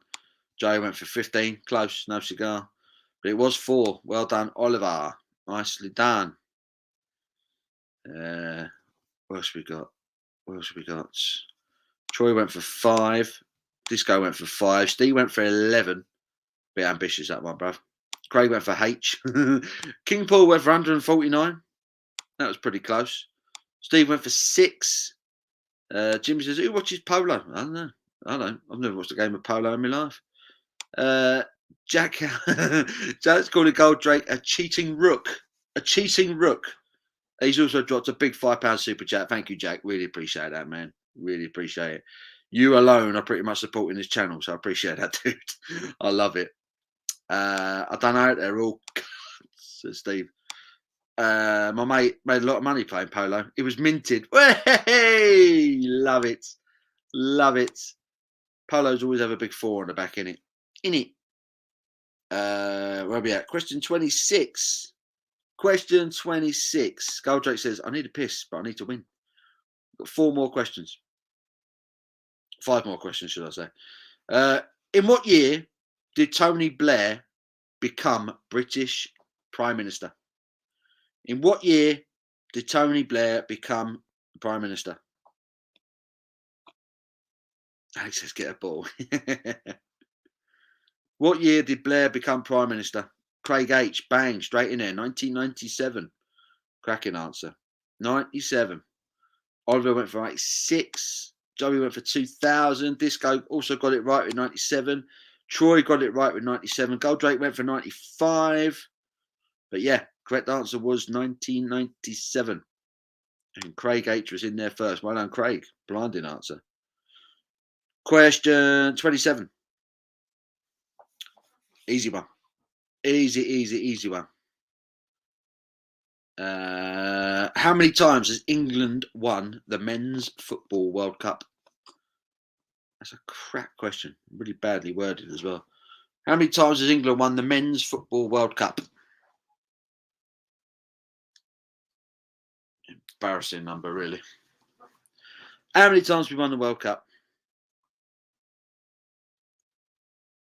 Goldrake, boom, 1. Well done.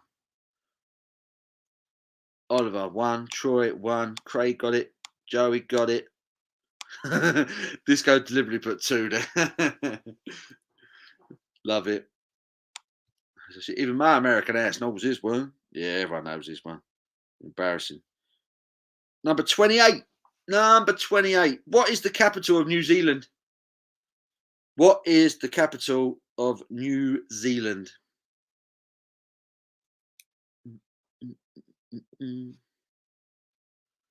Capital of New Zealand. What is the capital of New Zealand? And don't say N. That doesn't count. Whoa, load of answers came in there. Boom. No, that's not the correct answer, Oliver. Troy McClure, there it is. Wellington. Well done. Wellington is the correct answer. Well done, Troy. Craig got it as well. Joey went for Auckland as well. Goldrake got Wellington. Disco got Wellington. Jack went N. No. Alex went for Christchurch, Auckland. Jimmy went for Australia. That's a bit random. Oliver Duck Wellington. N and also Z. I should have said that as well, shouldn't I, really? Goldrake went London. Alex James went for, I don't know. I don't know. 2 questions left, and you go for a piss, Goldrake. Question 29. Street artist Banksy is originally associated with which British city? Banksy, street artist, is originally associated with which city? Which city? Where's Banksy from? Will, straight in there. Bristol, well done. It was indeed Bristol. Craig got it. Disco got it. Oliver got it. Troy got it. Steve went for London. Steve got it as well with Bristol. Joey went for Manchester. Goldrake got it. Frankie went for Manchester. Goldrake, Reading. There's no random towns now. Right, last question. Last question of this round. I've got loads more questions if you want them, but this is the last one of this round.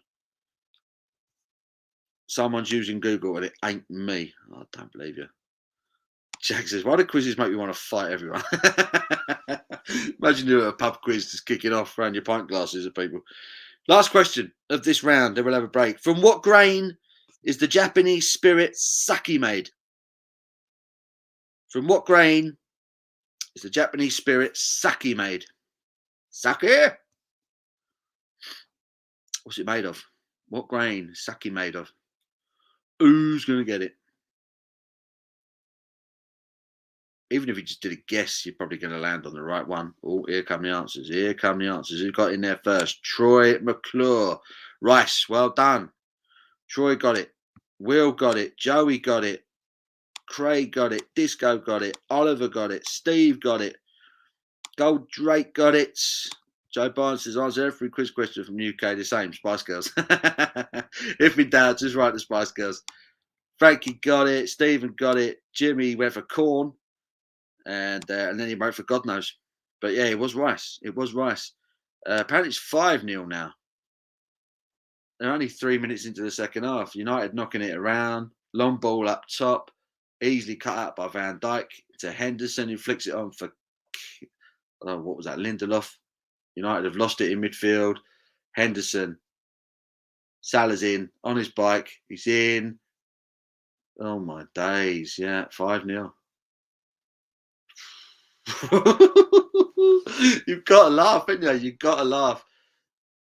You've got to laugh. I've seen Manchester City come to Old Trafford and do this, but I can't ever remember seeing Liverpool come here and dick them like this. Just dominance.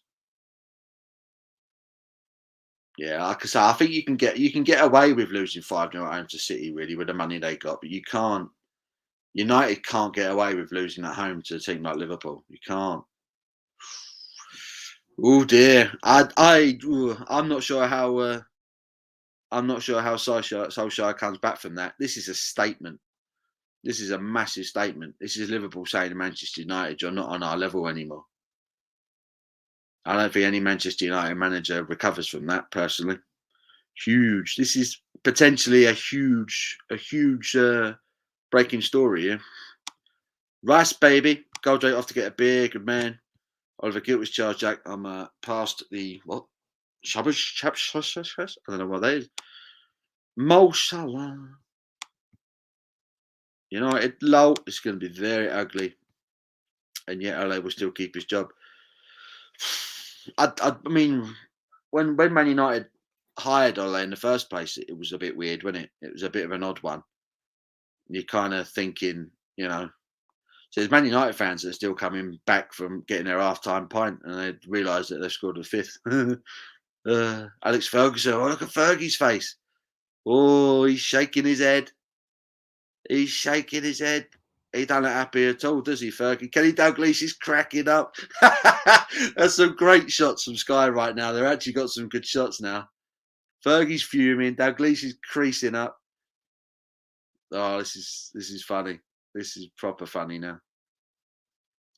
Choice is 5-0. My halftime 10 United winning 4-5 is out the window. Yeah. Why should do that? Seriously, I can see it's been 8-0. It's just every time they win the ball back, it's just Liverpool have got so much space. Oof. Crazy. Mate, can't have another beer until tonight because the woman is in the mood to have a few beers for me to celebrate. Oh, Jamie, what have you done? What have you upset her? Come on now, we'll feel better for Man U, don't we? No, absolutely not. Absolutely not. Oh, hello, Ronaldo's in here. He's in. He's in. Bang. Goal! 5-1. United have got a goal back. Man United fans are like, fantastic. 5-1. United got one back. Could we see the greatest comeback of all time? Is he on? He's just on there, isn't he? Who's playing him on? Is it the left back playing him on? Boom. Lovely finish. He's still a player, isn't he? Fergie's happy about shaking his head. People leaving. Yeah, that was great, wasn't it? Fergie and then Kenny laughing. You couldn't get two more polarising opinions on the situation there, could you? Fergie's going to come out of retirement. He is. He's going to come downstairs. He's going to whip the coat off and say, right, let's get on it. Put the chewing gum in his mouth. Face this. Where we at? Where we at? Tune in live stream. And Man U really 5-0 down. Oh, is he on? I thought the left back was just playing him on there. They're checking it. No goal. He's offside. He's offside. Oh, so that's been scrubbed. 5-0. Still 5-0. I thought it was close, but I thought he would just. I thought Andy Robertson was just playing him on. No, Man United's goal has been scrapped. Still 5-0 to Liverpool. It just gets funnier. Have you seen the amount of people who've left? So many people outside the ground there. Is there really? They've just done a shot outside the ground. People going home. Sad bastards. You're still saying support your team, don't you? You don't walk out. That's just cowardly. Cowardish. It was offside. She hates the footy, so anything puts her in the mood. But she'll be grand when she eats dinner. Yeah, just get some food and she'll be all right. She'll be eats. Who won the quiz? I think you did, Goldrake, to be fair. Offside. This must be a Man United fan.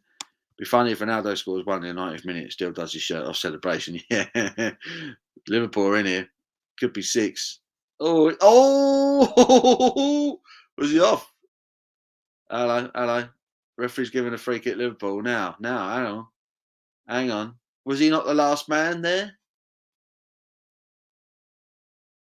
Is that not a blatant goal scoring opportunity there? Oh, I'll tell you what. If you're giving a foul there, that's so he's in. He's in. Oh, my stream's ticking about. Takes him out. Maguire. Maguire is not a good defender, is he? 80 million quid United pay for him, just saying. He's booked him. He's lucky. He's lucky to get over yellow card there for me. Sausage for dinner. Love it. So go Ronaldo, so I can't stand that smug. Ooh, having Iceland chicken nuggets and some chips. Proper dinner. Proper dinner. Proper dinner. You can't mess about with something like that. Why is my stream dicking about? Behave yourself. Not come out of it. Refresh it. I'm going to refresh it. Boom.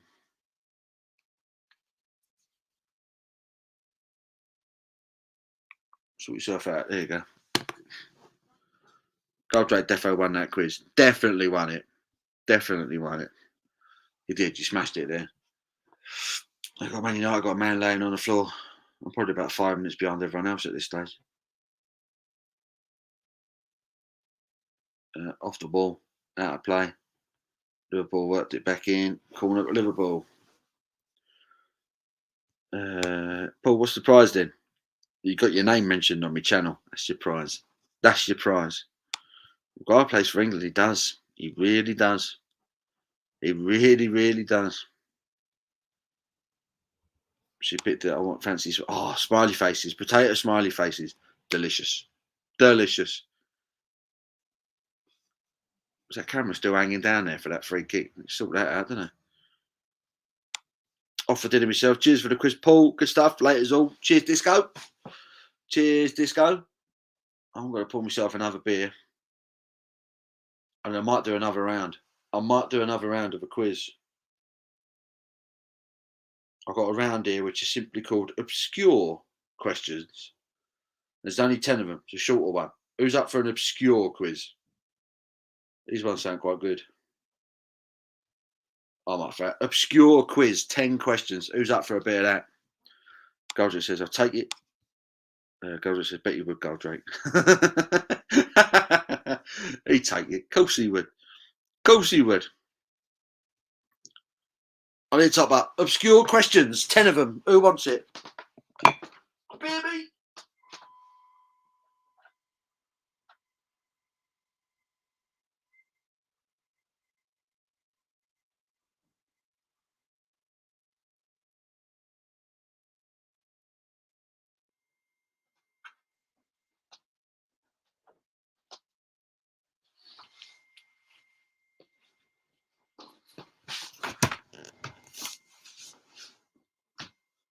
Behave, would you?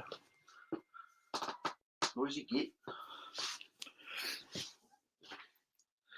Oliver says, sure. Give 5, please. Need to get a bev. This guy says, sounds like my kind of shiz. I could stay a bit, I guess. This guy wants some obscure questions. My mate who supports Man United is pissed off. Left our Snapchat group. Stroppy git. Stroppy git. We'll give it a few minutes. And then we're going to do the obscure quiz questions, which will be fun. It'll be fun. What's everyone drinking? Let's check in. Who is drinking? Who is not drinking? Should we do a real ale guide style check-in? Where you from? What you drinking? Go for it. Go for it. Where you from? What are you drinking? Jimmy says Olivia. Love it.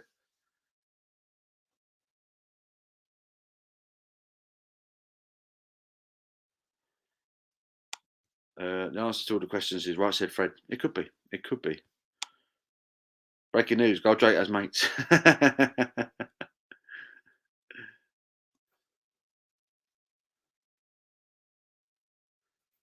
Is that a booking? Really? I'll have to be at my mate's Billy house right now. He gets really angry watching United. You shouldn't laugh. I think we've all been on the receiving end of a kicking at some point, haven't we, on the football team? Not good. But when it happens to Man United, it's really funny, isn't it? It's super funny when it happens to United. Oi, oi. The referee is checking VAR. Paul Pogba potentially getting sent off here. We're both feet up. We're both feet off the ground here.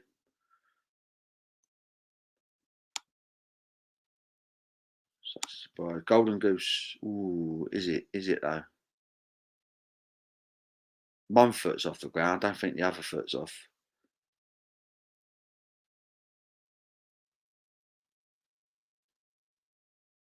It's high. Takes him at the ankle. Oh, he died. Both feet actually left the ground there, didn't they, as he took off, which isn't great. Oh, he sent him off. Paul Pogba is off.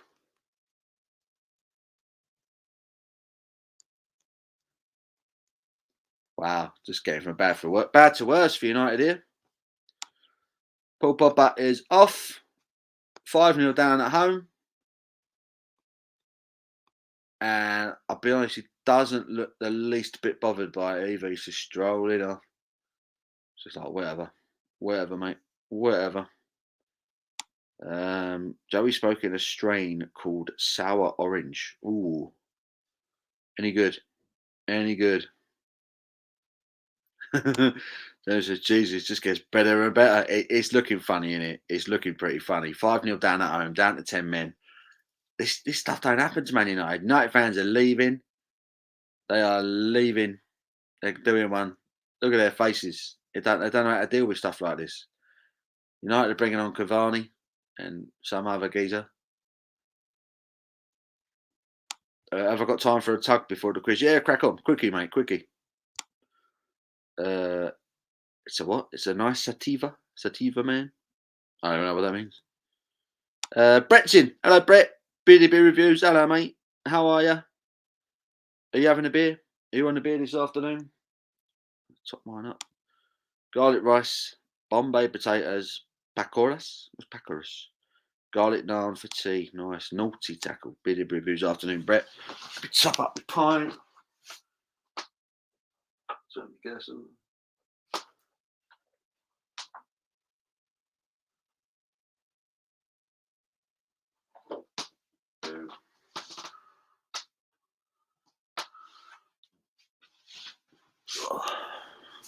Fresh pint.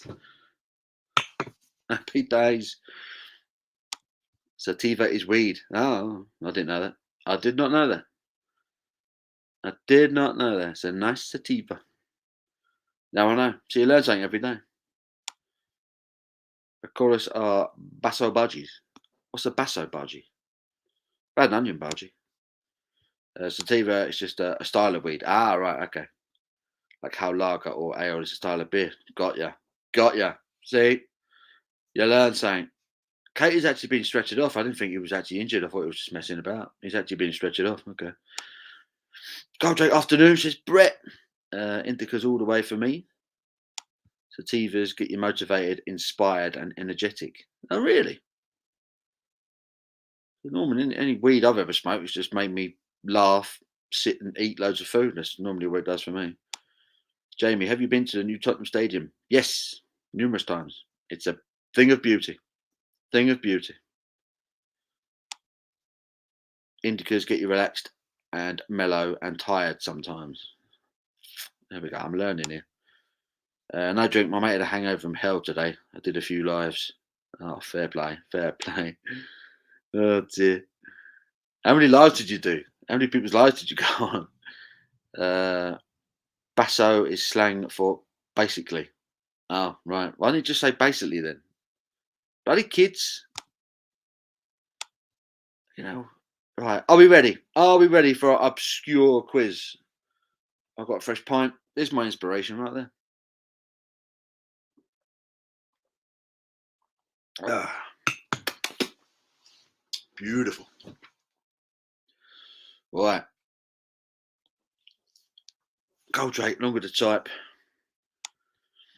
Yep, like I get welded to the sofa, mate. What's the beer like at Tottenham Stadium? I saw the video of the pub in it. They got a Beavertown bar in there, which a few years ago would have been pretty cool. But now they're pretty much owned by Heineken, and I do think their beer quality has fallen off a cliff in that time. But if you don't want to go to Beavertown, you can get a pint of Heineken or a pint of Amstel or a pint of Guinness. And it's the cheapest pint in London. One of the cheapest pints in London anyway. You can get a pint of Amstel for £4. And it's not bad. It's not bad. Like I say, they change their kegs pretty regularly at the Tottenham Stadium. So yeah, it's not a bad pint of Amstel in there. But if you go to the Beavertown bar, you can get say Gamma Ray and Neck Oil and the usual regulars. But yeah, usual favourites. They're not bad. Not bad. I think in terms of wow, United fans streaming out the stadium. Goodness me. 25 minutes to go and they are streaming out the stadium. Great shot. Yeah, in terms of football, it's probably one of the better places to drink a pint in the Premier League, that's for sure. I got interviewed by Window Beer Reviews. Oh, right, there we go. And then Made Alive. Got ya. Gold Drakes. Jack. Oh, been on Alhambra. 1925, 6.3. Comes with a pinchito, fried chicken on the skewer, €2. 24 Celsius today. Oh, nice. Nice. It's been quite a nice day here today as well. It was about 18 degrees about 1 o'clock. We won't get too many more days like this, I feel. Live with Joe DK, Thomas and Steve's Brewing. Nice. It's a beautiful picture in it, Drake. How much is a pint of real ale down your neck of the woods, Paul?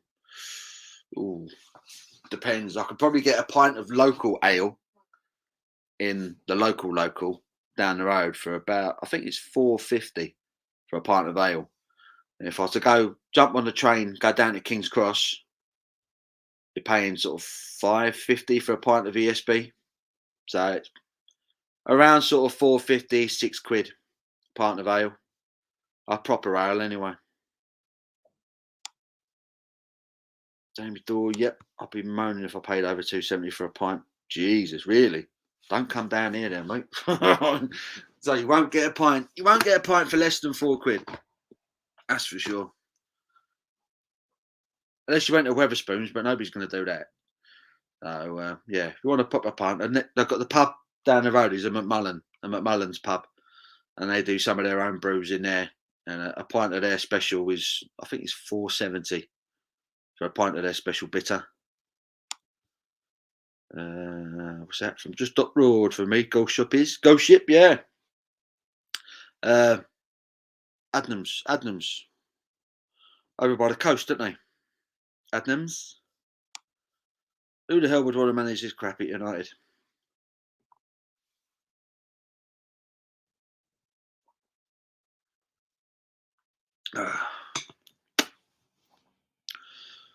£4.50 for a Guinness in my pub. See, that's kind of standard now, isn't it? In fact, that's actually reasonable. Well, it's not reasonable, but it's just the norm now, isn't it? For all my love, I met with my old bandmates, thinking about getting the band back together. Don't do it. It's never the same again. Once you split up, mate, it's never the same again. £2.30 my local for a pint of Guinness. Bloody hell. Yeah, not down south, mate. It's quite cheap compared to most of my other locals. Blimey. Crazy. Oliver says my local is £5.50 for most pints. You'll be lucky to get a pint for less than £6 in London in the next few weeks. I think they've even said it in the news, haven't they? That the cost of beer's going up again. There's a budget coming up, isn't there? A budget coming up. They should be reducing the bloody tax on alcohol. God knows the pubs deserve it. Crap they put up with for the last 18 months or so. Not to mention all the years before that. Good job I don't live down south.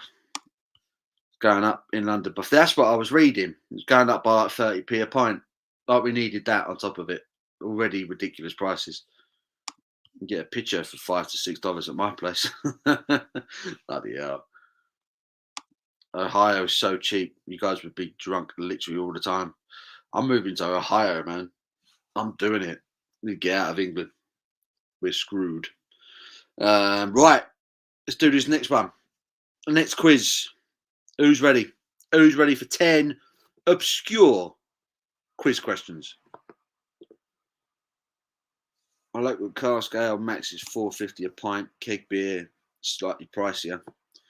Well, I was at Mad Squirrel. When was I at Mad Squirrel? Last Friday. I went out to the tap room and I was paying. What was I paying? £5.50 a pint for their Weizen.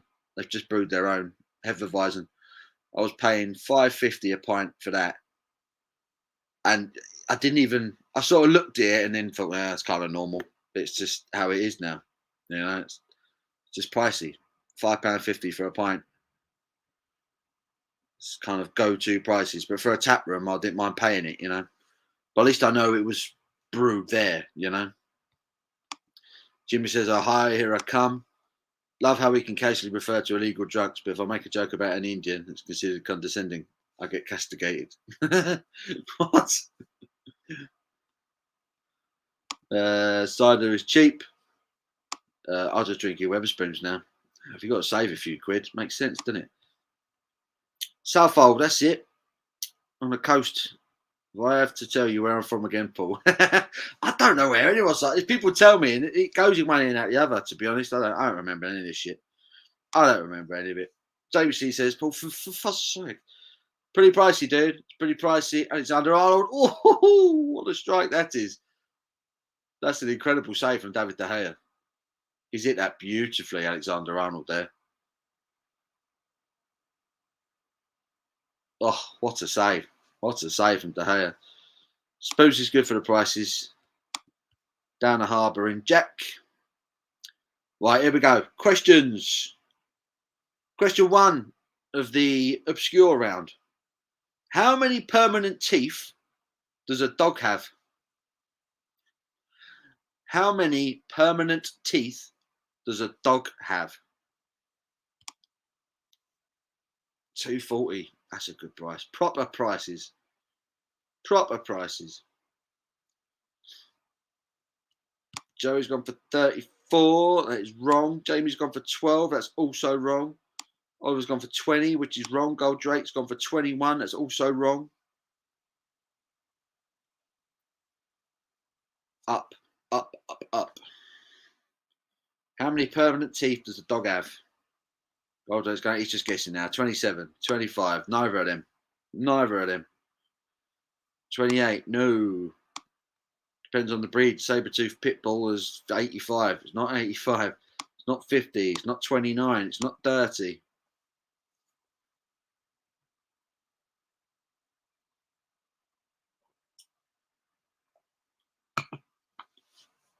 Jamie, 56. No. Joey, boom, 42. Got it, my friend. 42. A dog has 42 permanent teeth, apparently. Jim says, someone get on to Google. Joey did it. Well done, Joey. Oliver's, he's from Norwich, he is. Oliver's from Norwich. Jack's from Suffolk. Question 2. This is pretty much one for the British people amongst us. What is the most sold flavour of Walker's Crisps? What is the most sold flavour of Walker's Crisps? Great question. Goldrick says, I'm too hungry to play.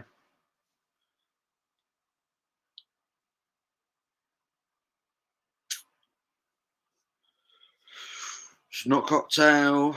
It's not ready salted. It's not lime. Jamie C. Boom. First one with the right answer is cheese and onion. Well done. Cheese and onion is Walker's biggest selling flavour of crisps. You can't beat a cheese and onion crisp, can you? Banging. Cheese and onion. They're all coming in now. Thomas has got it. Cheese and onion. Steve got it. Cheese and onion. Alex went for ready salted. Oh, I forgot they existed. Cheese and onion. Love cheese and onion. Cheese and onion. I'm disappointed in the nation. Oh, I love a cheese and onion crisp. Beautiful. Beautiful. Alex J. Smoky bacon. Are they still a thing? Do they still make smoky bacon crisps, Walkers?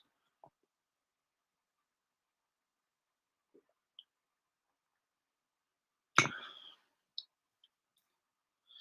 used to do barbecue beef, didn't they? Or was it roast beef? Roast beef. Walkers used to do a roast beef flavour. And then they changed it and started calling it like grilled steak or something to make it sound more posh. Roast beef Walkers, mate. They were banging. Oyster. Jamie's a salt and vinegar man. I quite like salt and vinegar. I do like cheese and onion. First time getting a question right. Way! Third to be precise, I hope. Right, here we go. Question 3. What is the full postcode of the Houses of Parliament? What is the full postcode of the Houses of Parliament? That's a good question. If anyone knows this, they've just got that info there at the top of their head.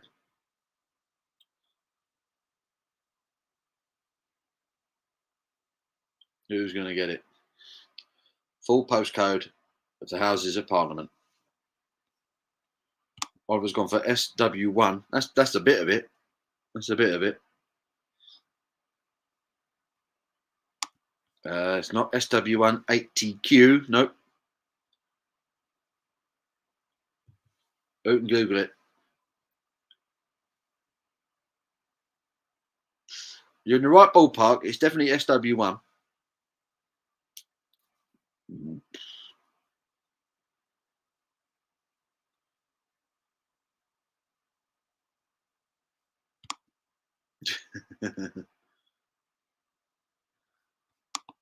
Jess just realised she's 2 minutes behind the live. I'm thinking how these bastards answered before this evening. Oh dear. I'd have to Google it. I don't even know the UK postcode convention. You've known everything else, Carl Drake. I wouldn't be surprised.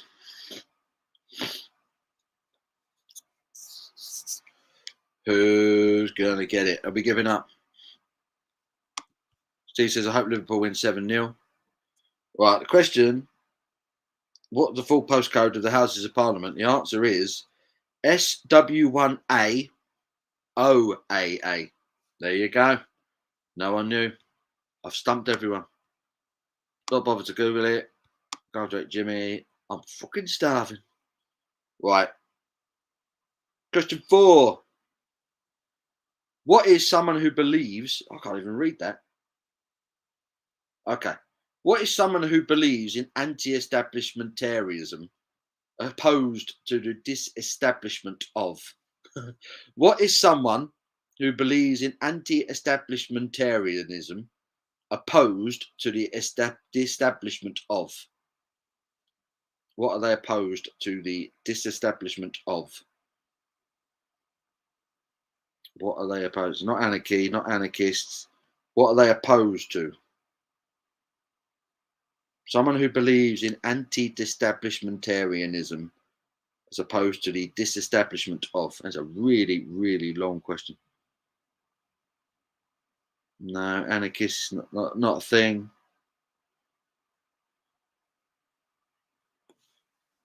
The establishment. What are they opposed? Which establishment are they opposed to?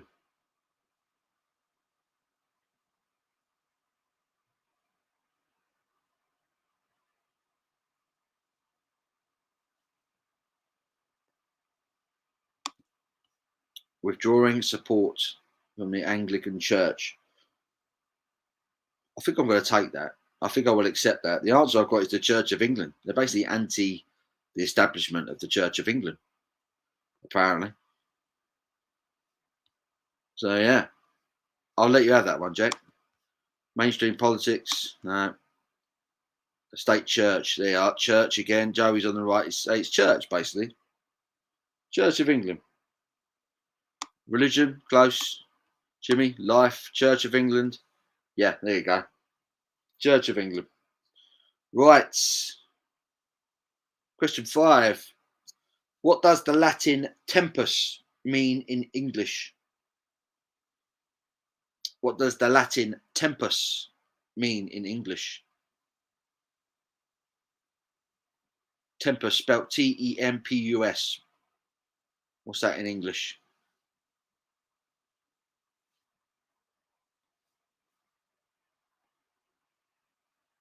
Oh, here come the answers. Go Drake straight in with time. Very nice.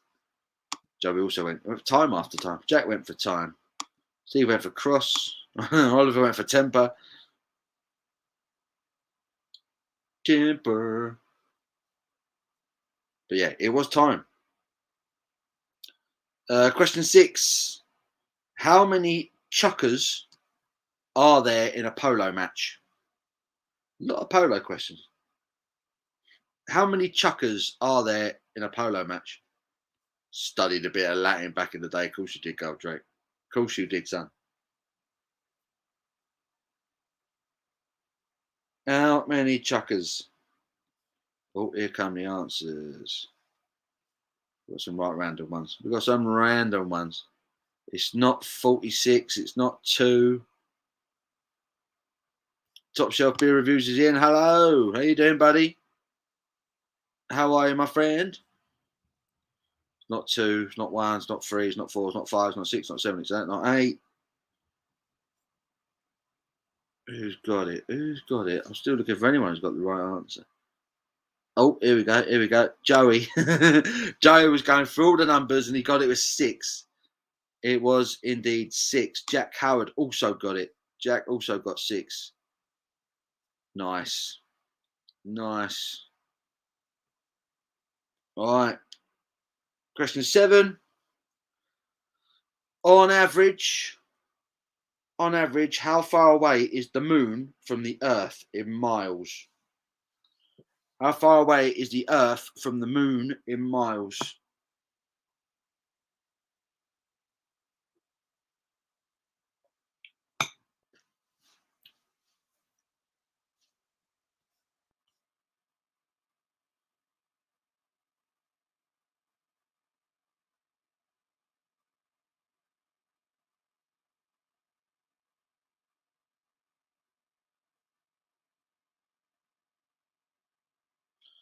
On average.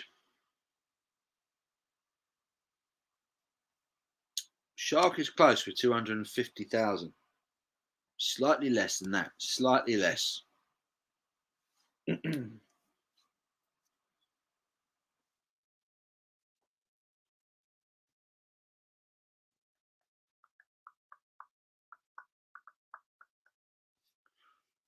Not a million miles. Maybe 285,000. It's a bit less than 250,000. Jimmy says, I've never been. Wouldn't know. Top Shelf. Tell you what, you're like so close. He's gone for 239,000 miles. I've got a number that's right next to it, basically. Oliver's gone for 240,000. Again, close. Stupidly close.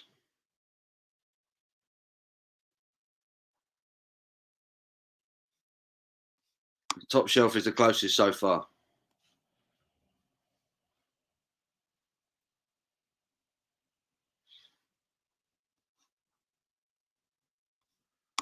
Oliver, bang, 238,000 miles away. We are from the moon, apparently, in miles.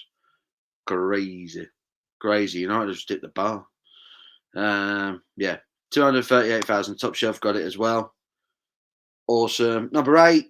What's longer, a nautical mile or a mile? What's longer, a nautical mile or a mile? Who's going to get it first?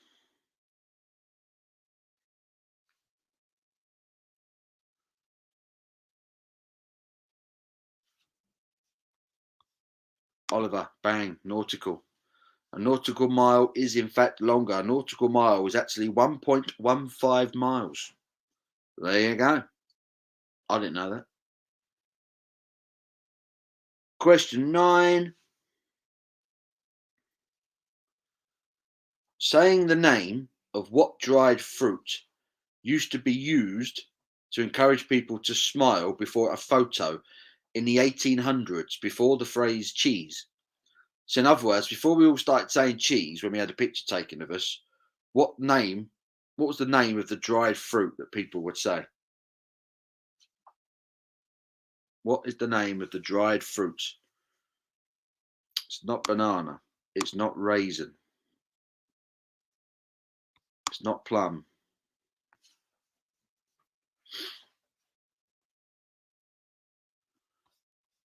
Not plums, not dates, not currant, not peach. It's not fig.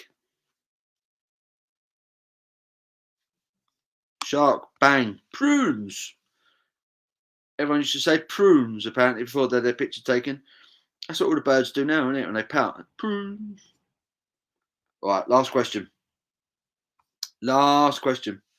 Which country in the world is believed to have the most miles of motorway?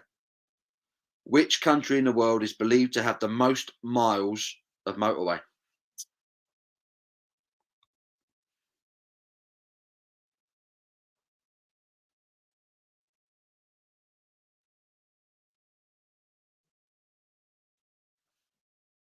Here come the answers. It is not Germany. It's not the USA. It's not Uruguay. It's not USA. It's not Russia. Joey, bang. China. It is China. China apparently has the most miles of motorway in the world. China. And he went for Brazil, Japan's come in, gold rate with China, shots got for California, simply California. USA, Canada. A lot of people went for USA. Yeah, China, Oliver got it. Jamie went for Chile. Top shelf went for Switzerland. But yeah, it was in fact China. China. Well done. There's another one correct out. Nicely done. Right, we got some more. We got some more. We got a music quiz.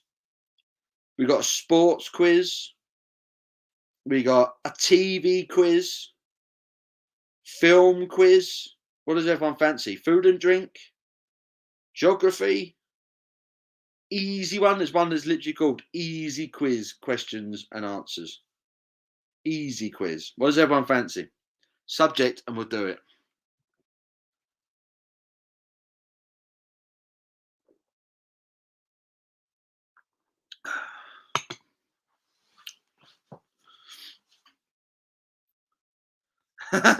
John's in. John's in.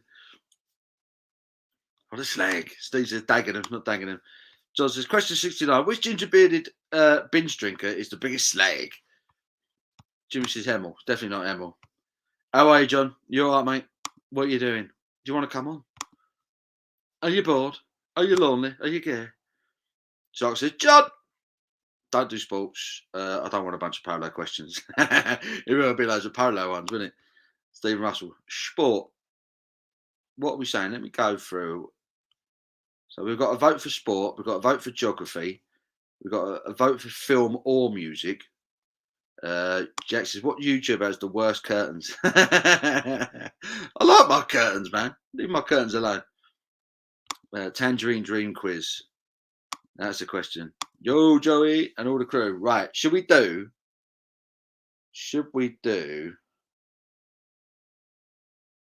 a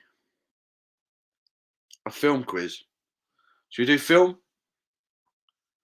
If you want me to pop on for an hour, you got to pop on. I will do it. Bear with. I'll chuck over an invite so you can update the world on things. Bish, bash, bosh. Let me open up a new tab.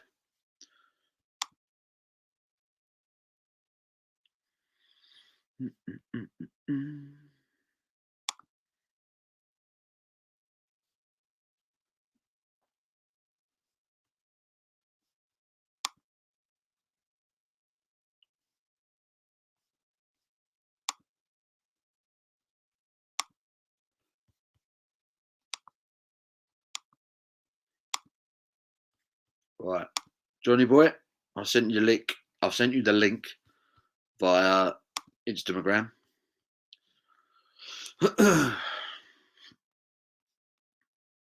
And crew. Still 5-0, isn't it? I haven't scored, I haven't missed one. How much tax does the average polo player dodge a year? Great question. Man U, biggest defeats. I mean, Spurs beat them 6-1 in their own backyard last year. But this has just been, I don't know, just Man United have just crumbled. But to be 4-0 down at half time, that was pretty bad. Disco says, no. Need a link, you slag. Screw the quiz, get Jenny Boy on, says Jack. Shark says, don't send him a link. Don't send him a link. We've got a link. The link has been sent. If John Boy wants to come on, he can come on and update us on what's going on in the world. Right, are we ready for the film quiz? I'm going to do it. I'm going to do it. Which British actor will play Batman in the upcoming reboot directed by Matt Reeves? Which British actor will play Batman in the upcoming reboot directed by Matt Reeves? Who's going to play Batman next?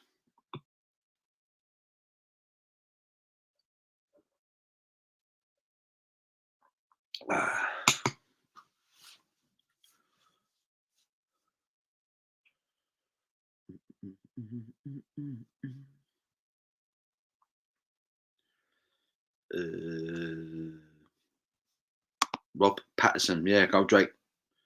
Rob Drake got it. See, Jack, I've heard you say this before. Never watched the whole film in my life. That's just the most obscure fact. How have you never watched the whole film in your life? What is wrong with you? Proper weird. This guy went for Harry Enfield. Definitely not Harry Enfield. It is Rob Patterson. It is. It is indeed.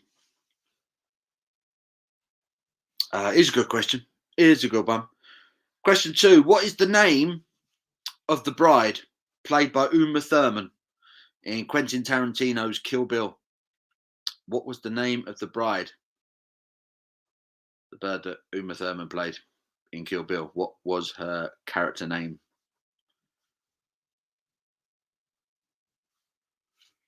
You only heard it like at the end.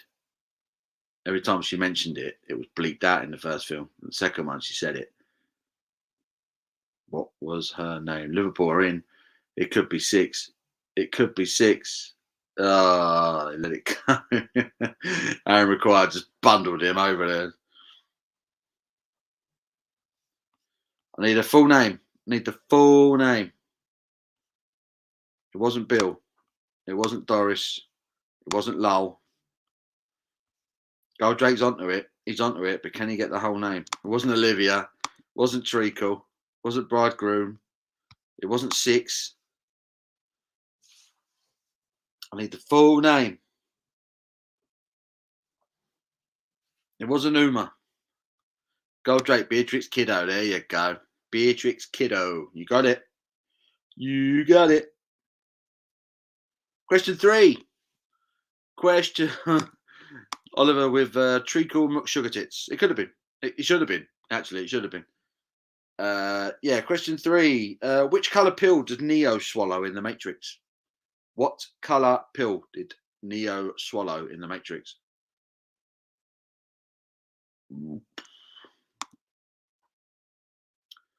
What colour pill did Neo swallow in the Matrix?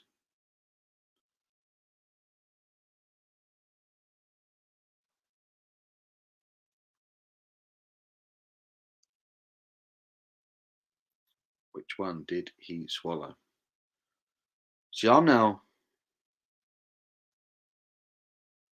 questioning the answer I've got in front of me because I think it's blue as well, but they're saying it's red. Did he swallow the red pill?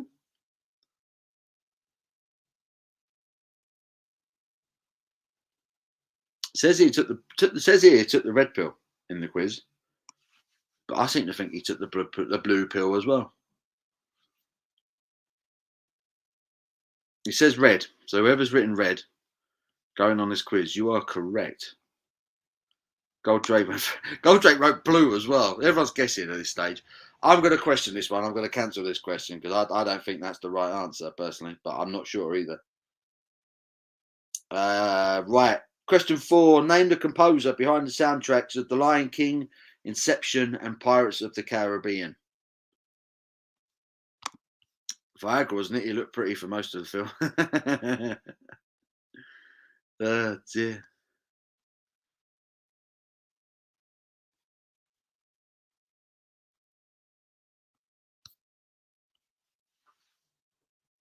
Yeah, name the composer. Name the composer behind the soundtracks of The Lion King, Inception, and Pirates of the Caribbean. Goldrake's got it. Hans Zimmer. It was Hans Zimmer.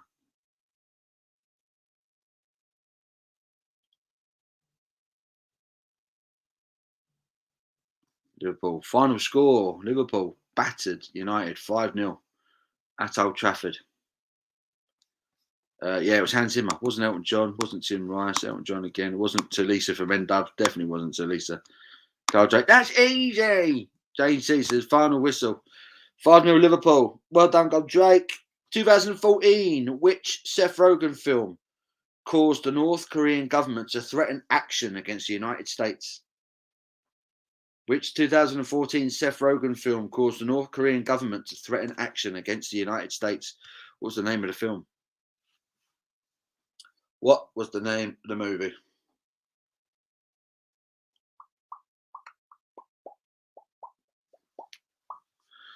Oh, Stephen Russell. Bang. The Interview. Well done. Never watched it. Never got round to watching it. Couldn't be bothered. It was The Interview. Goldrake also got it.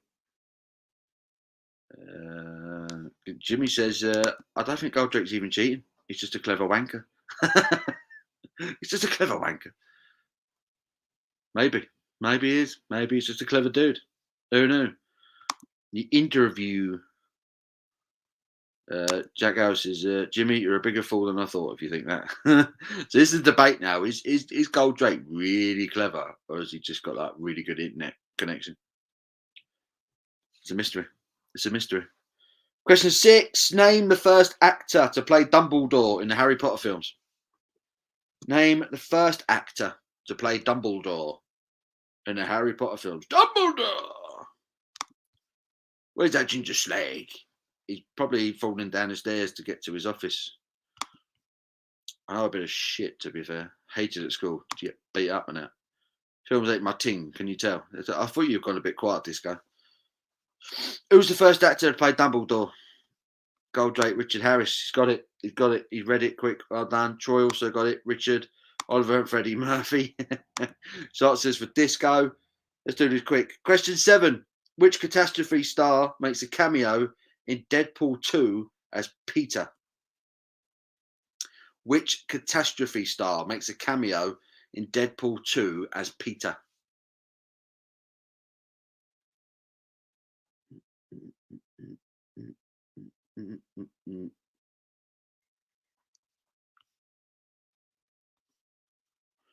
Deadpool 2. What a film. What a film. Both the Deadpools were wicked.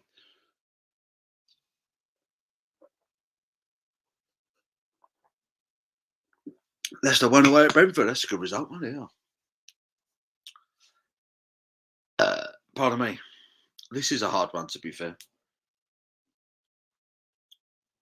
Yeah, Goldrake's just Googled it quickly. Rob Delaney. Oh, John's here. John's here. John's here. He's waving at me. He's waving at me. He's here. Goldrake. Phil Mitchell. It was Rob Delaney. It was Rob Delaney. Let's get John in. We'll get these last 2 questions done. Bosh. Here she is. Here she is. Here she is. You all right, you slag? I'm good, mate. How are you? I'm all right, man. I'm all right. What's happening? What's happening? I found this in the supermarket today. Bottle of Grolsch. Yeah, but it's one of the pop tops. I was like, I'm having that just for What's the bottle. What's the ABV on it? That's a good. It's only 4%. Ah, damn it. Premium pussy. That's the wrong word. Premium pussy. Premium Pilsner for pussies. That's what I was going to say. That's a premium pussy for beers. It's yeah. Oh dear, I love it. He's in 2 minutes. You can still find the 5% Goldrake, the 5% gross. I think we are doing it now. You can still find the 5% Goldrake. 5% gross. You can still find that every now and then. Premium pussies, right? Can't believe Paul missed my Velcro shoe comment. I missed it, Jack. Was it right? Oh, sorry to everybody in the comment. I know this. I've known this lad for donkeys. He still wears Velcro shoes. Then Chris comes on and he becomes I would love that. I would love that if Goldrake was still wearing Velcro shoes. Goldrake has just annihilated everyone at the quiz this afternoon. And everyone's suggesting that he's cheating. There's a debate. Is he really, really smart? Or has he just got like really quick internet connection so he can Google it? We don't know. He's been ridiculously good on the quiz this afternoon. Jack is suggesting the man's still wearing Velcro trainers. I think he believes it. I love it. I love it. I love it. anyone? Chopper chop. Chopper chops. We'll do 3 more questions. Question 8. Which husband-wife duo starred in 2018's horror film A Quiet Place? Which husband and wife duo starred in 2018's horror film A Quiet Place? Who was it? I know the girl's name. I don't know the bloke's name. I'm reading it now and it still don't ring a bell.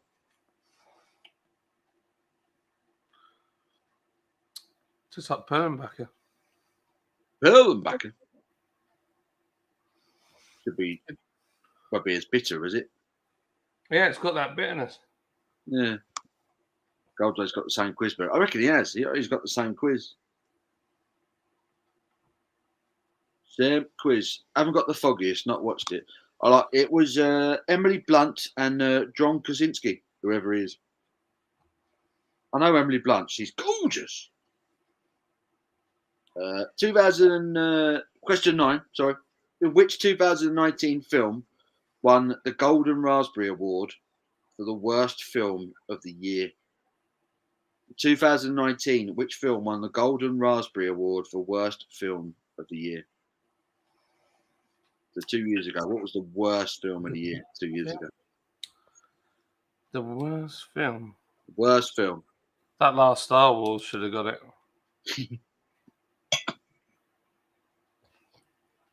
Does anyone need a clue? Are we struggling? Worst film of the year, The Golden Raspberries, 2019. Wasn't Suicide Squad. It wasn't Charlie's Anals. It wasn't Holmes and Watson. It wasn't Holmes and Watson. I'll give you a clue. It was based on a musical. It was based on a musical. It was a film adaptation of a musical. Well, there you go. It wasn't Two Girls, One Cup. It wasn't. What have I walked into? I think Oliver's got it. Cats. It was Cats.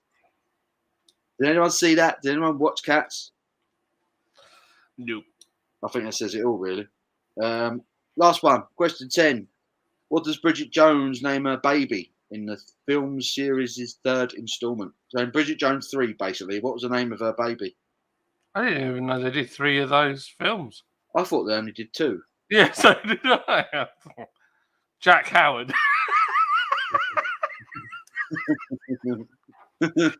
Paul. No one's called Paul anymore. Oh, dear. I forgot how daft our comments are. We've got a bunch of clowns in the chat. Bunch of clowns. It wasn't Paul. It wasn't Paul, honestly. That's his cats. Get the fudge out of here. It wasn't Deirdre, Big Kev. Here he is. He's here. He's here. Bloody where you were. He says, there they are. I'm late. We noticed, mate. We noticed. It wasn't Deirdre. Wasn't Paul. Wasn't Gail Platt. Wasn't Pauline. It wasn't Brandon. Let's go, Brandon. It wasn't Diana. Wasn't Diana. Wasn't Diana. Because I know one of you puffs have watched the Bridget Jones film. One of you must have watched it. Really? Really? Really? Tell you what, Goldrake's on the sink with Diana. It's the name of one of her kids. Goldrake Simo. Wasn't Simo. Wasn't Audrey. Charles. Oliver says, was it Google Drake? Wasn't Charles. What's the name of Diana's kids? Wasn't Tom. Wasn't Nigel. Harry? Oh, it wasn't Harry. Come on, you've got to get it now, people. What's the other one? It's not Billy.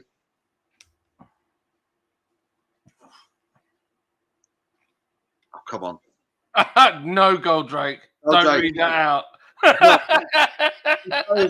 It's not him. It's not him. What have you walked into? Disco's got it. Thank Christ for that. William, well done. And because you got that winning answer, you win a lifetime supply of stuff. Well done, Disco. Congratulations. You won the quiz. Air. We're going to give you a lifetime supply of air. Of stuff. And it starts really, now. It's really good stuff. Yeah, enjoy it. Enjoy it.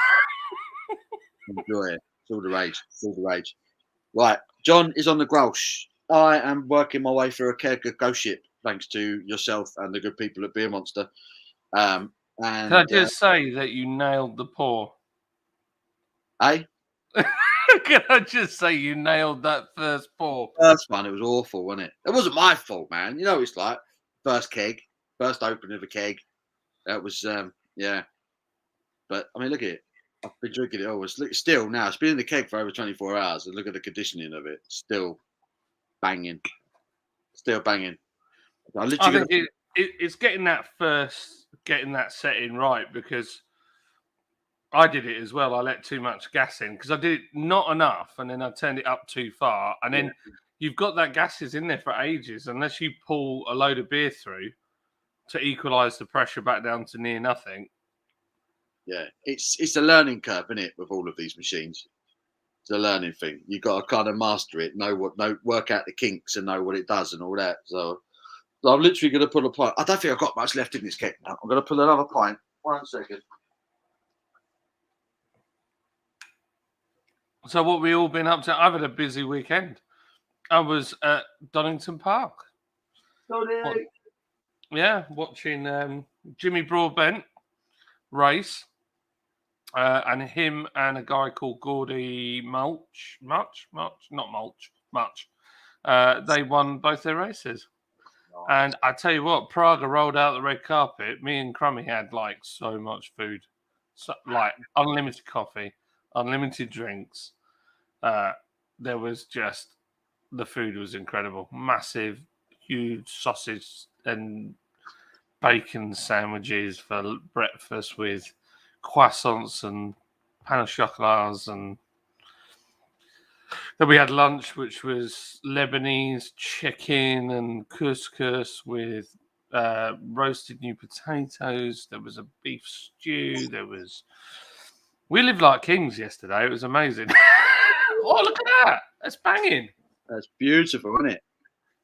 They put that on the bar in front of you at the pasture yard. I'd be chuffed for that. Well, you'd want a little less head than that, I'm just saying. I don't know. Talk to Redeem. He'd love a bit of that, wouldn't he? There's nothing like that. He sounds nothing like that, to be fair.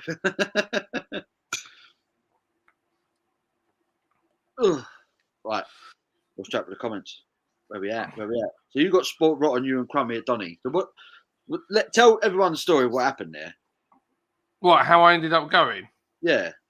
So I really like Jimmy Broadbent. I think he's a great guy, and his story is incredible, and he really is a humble guy, unlike myself, who's a complete show-off. But he is a humble guy. He's come from very humble beginnings, and he did sim racing at home, and he's done like amazing through that. And then all of a sudden, he's ended up in a place where he starts racing go-karts and stuff like that. And then he got a drive with a company called Praga. Praga used to make aeroplanes. They've made trucks, cars. In fact, the trucks you might have seen in the Paris-Dakar. So they make some proper gear. Anyway, they made these race cars, brought them over to the UK, wanted to enter them into a series. So they did the Brick Car series, which kind of lets all sorts in. But then next year they're running a full series. So nice to see you, Disco. And so I've been chatting with Jimmy. I've been sending him beer during lockdown, giving him the other super chat, and being a member of his channel. And then I just got this random message on I think it was Thursday, and just said, "Do you want to come and join me at the racetrack on Saturday? I've got 2 tickets." I was like, yeah, that was it. So we were there. And do you know what? In person, just as nice, just as humble as he is on TV. What a lovely guy. That's awesome, isn't it? Don't get any better than that, does it? Yeah, me and Tom really wanted to just interview him, ask him loads of questions. But to be honest, he was racing. And as somebody that used to race, I wouldn't want to do all that. So I just left him to it, really. And he was like, I was like, "Can I have a selfie with you?" And he was like, "Yeah, of course you can. Let's do it in the garage." So anyway, but he was just really, really nice chap. Anyway, there's some things Can't really say too much, but in the pipeline that we might be doing with him, might be. So if it comes off, that would be amazing. But I just really like him. He was just a nice bloke, if nothing else. That sounds awesome, man. That sounds awesome. Look at it. It came across and it was a good day and everything. That's perfect. It's just what you want, isn't it? Oh yeah, yeah. No, I've convinced him to come on the live stream and have a beer with us as well. Yeah, do it. Do it. Do it. What was I reading? I was reading a funny comment a second ago. Why does why shut up? Paul likes his head. I love a bit of head. I love a bit of head. Oliver said, "Did you take your Jeep on the track, John? Give them a run for their money." Oh, absolutely. That thing is. I kid you not. I nearly binned it the other day fully. It is so tail happy. It is unbelievable. Yeah. Oh yeah, and in the wet as well. Yeah, I just completely misjudged it. Oh. And I went sideways that way, and then because it's a 4-wheel drive, the steering locked the other way. I'm like, go the other way, and then it went the other way. A proper tank slapper going on, and the center of gravity is so high. It's like, You're yeah, desperately trying to hold it. It's not good, is it? No, it was a pucker factor. Apparently, Jimmy had 10 London Prides last night. 10 pints of London Pride. You must have felt that after a few. You must have felt that. It's quite an easy-going beer, but even after 10, you must have been feeling that.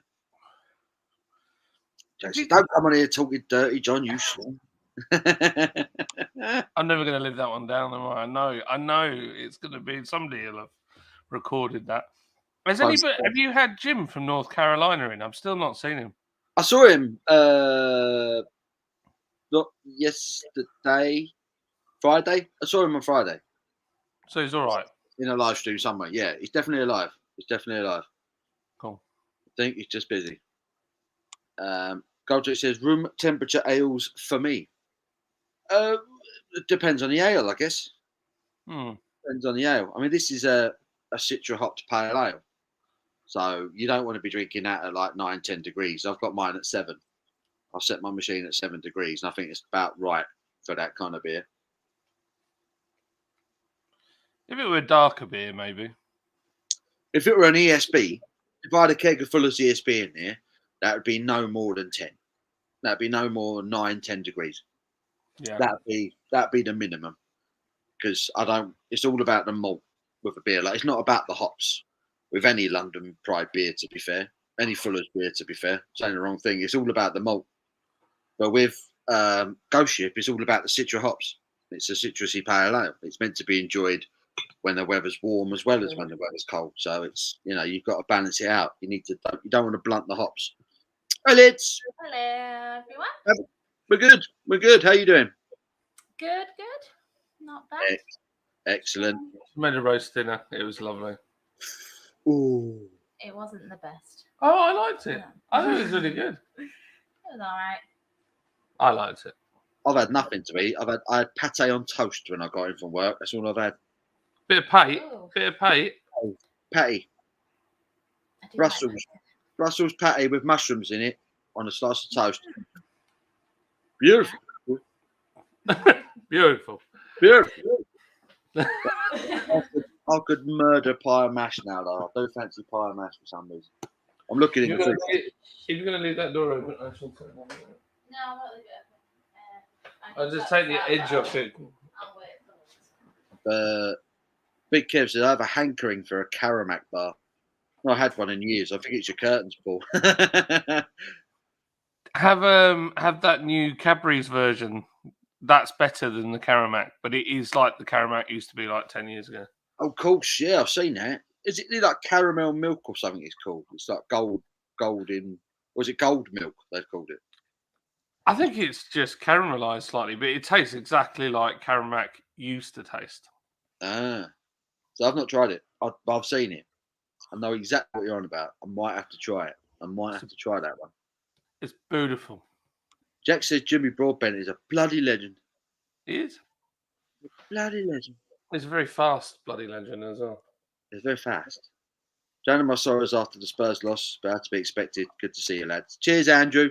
Yeah, it was a bit shit, wasn't it? Crap game. It was always going to be won by something rubbish like that, a set piece. Rubbish game. Joey says, I forgot I muted you, guys. Damn it. He's that high right now. He's probably just been watching in silence, thinking, hang on, I can't hear him now. I don't know what they're saying to me. So Joey was saying that he's smoking a particularly good strain this afternoon. He said it was supposed to be making him feel inspired and energetic and all that. But he just said that he'd forgotten that we were on mute. So I don't know if it's working properly. I don't know. I wonder if anyone I have a super chat will invite me to something cool. Hint, hint, wink, fucking wink. We were saying Jack chucked in another super chat earlier, and he's pretty much funding the channel at this stage. So I do need to throw some shit his way. Jack, I'll give you a Paul's Beer Review t-shirt. How about that? Are you on Instagram? Send us your Instagram DM. Do us a cheeky private message on Instagram. I'll sort you a Paul's Beer Review t-shirt. There you go. And then I'll invite you to something next time we go to something. I don't know what stuff we go to. I don't know what you think is missing. Jim was on Tom's Live Friday, briefly. Yeah, that's where I saw him. I think that's where I saw Jim, on Tom's Live. You've got to shut up, John. You're messing around.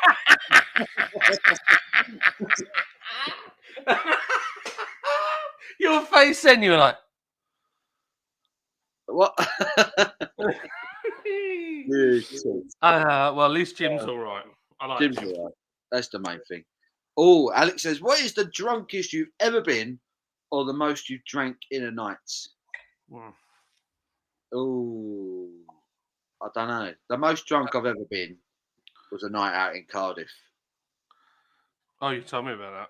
Yeah, that was a bad night. Well, it was a good night, but then it went really bad. I don't know how much I had to drink that day because I don't remember much of it. I just seem to remember the bad bits. I think mine was all of 2003 was the worst I've ever been drunk. All of 2003. Yeah, my first wife left me, and that was it. I was done. It's funny what things like that do. How you respond to odd things happening in life. How old were you when you were married for the first time? I was 20, I think. That's insane. Too young, mate. Too young to get married. Yeah, but Lids married me. Lids was... I better get this right. She's going to kill me. I think Lids was 19 when we got married. Wow. And we've been married. It was our wedding anniversary the other day, and it's been 13 years. Yeah, I've only had 4 girlfriends. She's only had 3 boyfriends. They all say that. No, that's good. I asked Abby's grandparents, didn't I? And I said, so what is the secret to such a long marriage? And he said, well, you'd need to ask my wife. So I was like, all right, what's the secret? She went, he travelled a lot. You stayed away a lot. I think space works. I think space works. Being away from each other for a bit, that works. I still love this bottle. It's a good bottle, isn't it? The beer, it's all right. Do you know what? It's not unpleasant. And to be honest, it's I'd have it again. If I was at a barbecue, I'd be more pleased with that than some of the other beers. Yeah. It's all right. It's just bang average, but yeah, I just like the bottle. It's the flip top bottle, isn't it? Yeah. I've got one. I've got a German one in the fridge. I've got a Hackers 4 Oktoberfest beer, and that's got a flippy top one on it as well. So that's going to be getting reviewed very, very soon. But it's a keeper. Things like that, they're a keeper. You know, the flip top, and then the old German traditional labelling as well. It's smart. It's the Germans. I honestly don't know what is the most I've drank in a night in terms of counting.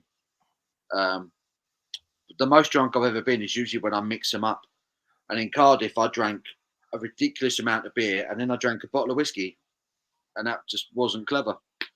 Wasn't clever, and my body reacted really badly. Wasn't in a good way. Jam on toast is best. Oh, jam on toast is superb. With butter, exactly. Got to have butter with it. You can't have just jam on its own. I doubt I actually had 10. I realistically passed out about 3. London Pride? Come on. Alex James, yep. Yes, gold drink, says Alex. David Wilson said, hello, Dave. How are you, Dave? How are you, mate? Hope you're well. Gold drink said, tea's ready. Safe, lads. Safe blood. Safe blood. God bless. God bless. I'm going to get another beer. Shall I get a silver spur? Do it. Get some hops in your life. Ooh. Ooh. Ooh, take a look at my new book. Come through my saloon doors. All right, lads. Just got in from work. Poured a pint of Gossa lager off the Quats machine. Oh no, I've had that one. That is a good lager. What, are you enjoying it, Paul? I ordered that one accidentally. I was meant to order their Radler for Abby, and I accidentally ordered the lager instead. But I wasn't complaining. It was good. Good lager, that. Good lager. I'm drinking Ghost Ship. Ghost Ship by Adnams out of a Mad Squirrel glass. Out of an amazing beer machine. Well, free advertising there. It might be over. So, quick one.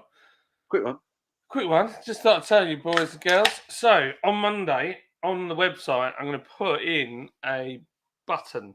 Well, not a button. A contact form. I think we do. And I'm getting close to my 1,000 subscriber, and I'm going to give away one of those beer machines. Oh, yes. Did you want to chat about that? Because obviously we discussed this the other day, but you've not really been on, have you, since? So no, I've been a bit busy. So the beer monster, which I unboxed and reviewed, well, kind of reviewed, set up yesterday on YouTube. How many have you got? You got 10 of them coming your way. I got 11.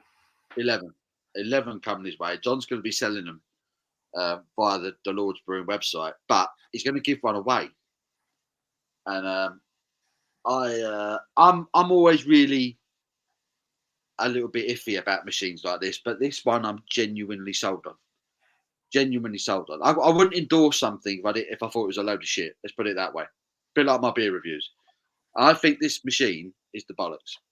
And I've been drinking this Ghost Ship keg now. I had a few pints last night. I've had a few pints this afternoon, and it still tastes beautiful. It's still perfectly fresh. The machine is doing everything I would want it to do from a keg, and it eradicates all the crap that you have from kegs. So keeping it cold, not a problem. The machine does it for you. Keeping it carbonated, not a problem. The machine does it for you. Yeah. So obviously, as soon as you crack open the top on a keg, gradually it gets flatter and flatter and warmer, right? You don't get that problem with this machine. Got a lovely drip tray. It's a good quality bit of kit. It's £149, which I think personally, I think it's a bargain. It's a bargain personally, and there's no limit to the beer that you can get, because most breweries these days are knocking out 5 litre mini kegs. So any beer you want, any brewery you want, you can load into this machine and you get it draft cask quality. In this case, this pale ale, I'm getting it at cask quality. It's coming out absolutely beautiful. So it's it's good. And John is going to give a machine away for free. For free? That's not bad. And I might even throw a couple of mini kegs in with it. Some beer would be a bonus. So what I'm going to do, we've got to get to 1,000 subscribers. That's the first thing. So what I'm going to do is, to make it fair, obviously it's got to be people on in UK mainland, just because shipping it is a nightmare. And basically, you go to our website, put in your name, put in your email, and what your name on YouTube is, so that we know that you're a subscriber. Because there will be people that enter that aren't subscribers. So if they enter, I will check through all the subscribers to find your name. So if you're not a sub, then you can't enter. That's a simple rule. And yeah, when we get to 1,000, then we will put it. Well, we're not really sure quite how we do it, but it needs to be super fair on how it's picked. And there's various ways we can do it. So we will pick it in a fair way. So there you go. So you're going to do Instagram posts. I'm going to put it out on Instagram. I'm putting it out on Facebook. I'm putting it out on Twitter. So I've got to get it all done Monday. There you go. So if you're a subscriber to Lords, or you haven't subscribed to Lords Brewing, then subscribe Lords Brewing, and you will be in with a chance of winning yourself one of these machines, which is pretty awesome. Pretty freaking awesome. And then follow on Instagram as well, and you'll get the information about the giveaway and how to enter. So there you go. Awesome. Don't forget to smash the right button. How many likes have we got? We've only got 14 people in the pub at the moment. So how many likes have we got? Let's have a butcher's. There you are. No, we've got 13 people according to this. 30, it's just gone down. It's just gone down on my screen as well. 31. We've got 31 likes and 1 thumbs down. 31 likes. We'll take that. We will take that. Happy days. Who did you upset earlier? Was it your curtains? Might have been the curtains. Might have been the curtains upsetting someone. I don't know. It might have been. We had Steve in. Steve was in earlier, our friend in Spain. And he got the up about something and done one. I can't remember what he had the up about. Was it football related? I don't know. I don't know what it was. Does anyone else remember what Steve got the ump about and buggered off for? He said something. No one responded. And then he got the ump about it. I don't know. Who knows? I love Steve, but he does get upset quite easily. Bless him. Maybe it's the heat. I'm not talking Steve's channel. I'm talking, so I'd say Steve in Spain. Yeah. Yeah. Steve in Spain. Yeah. He always gets the ump about stuff and buggers off, and then we see him again a couple of weeks later, like nothing happened. You know. He'll be fine. Shark says, sorry, I got sucked into doing some hoovering. Sucked into doing some hoovering. I love that. Alex says, your channel should be more popular, Paul. That real ale guy shits on strong beer saying they are targeting homeless and poor people.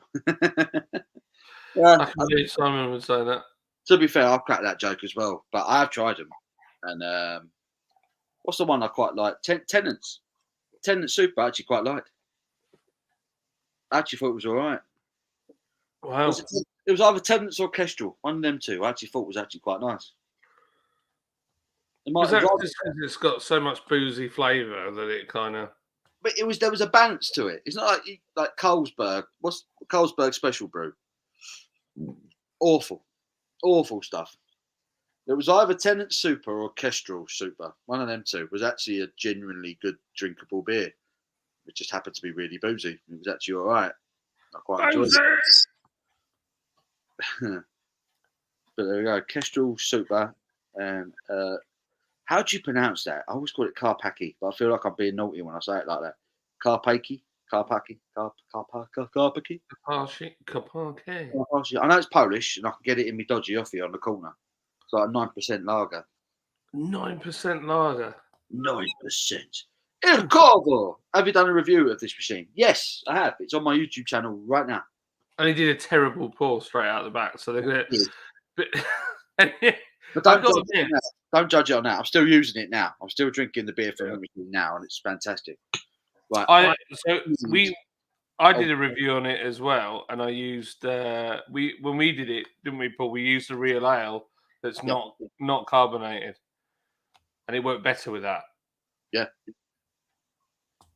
Yeah, I thought it was really with the Hodder, wasn't it? Yeah, with the Hodder. Yeah, I think I preferred it with that slight bit of CO2 infusion than I did on cask in the King's Head the day before. Yeah. And I like doing the King's Head as well, to be fair. But yeah, I preferred it having that little extra life in it. I don't know. I just think it's a really good bit of kit. It just does its job.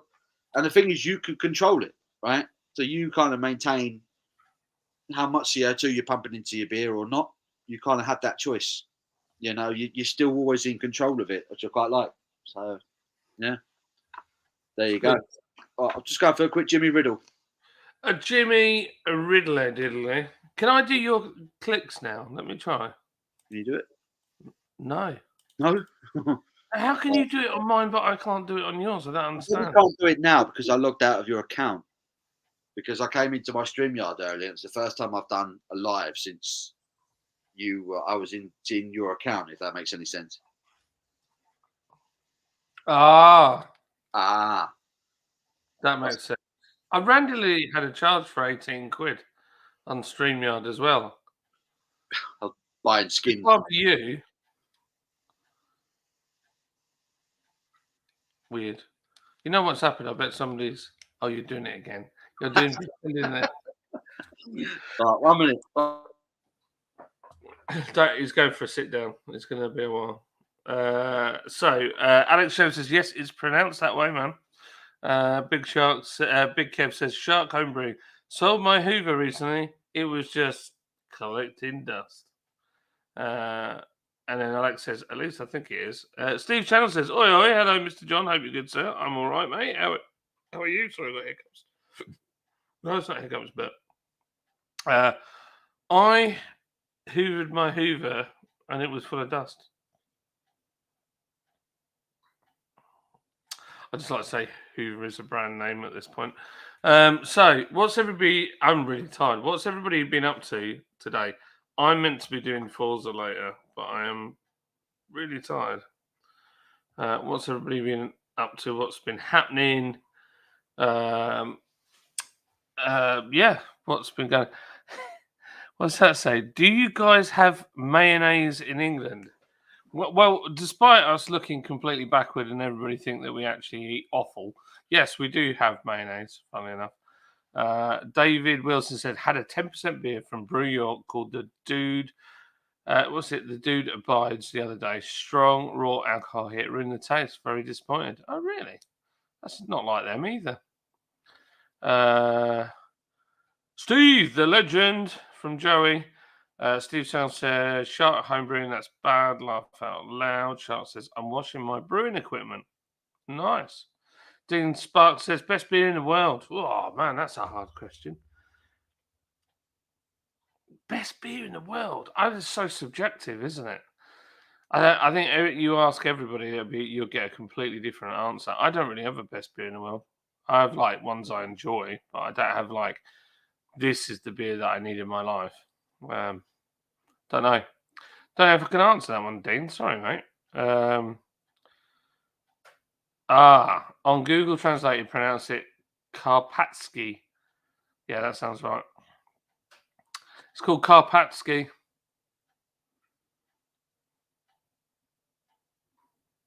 Paulio, Coolio, Giorgio. Right. Just so you know. I've done all your comments. Done all of them. No, not really. But I've got to. Alex James says on Google Translate.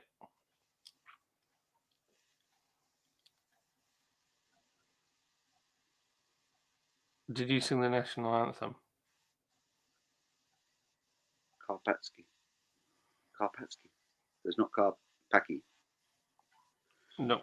I just stopped saying that word. Best beer in the world.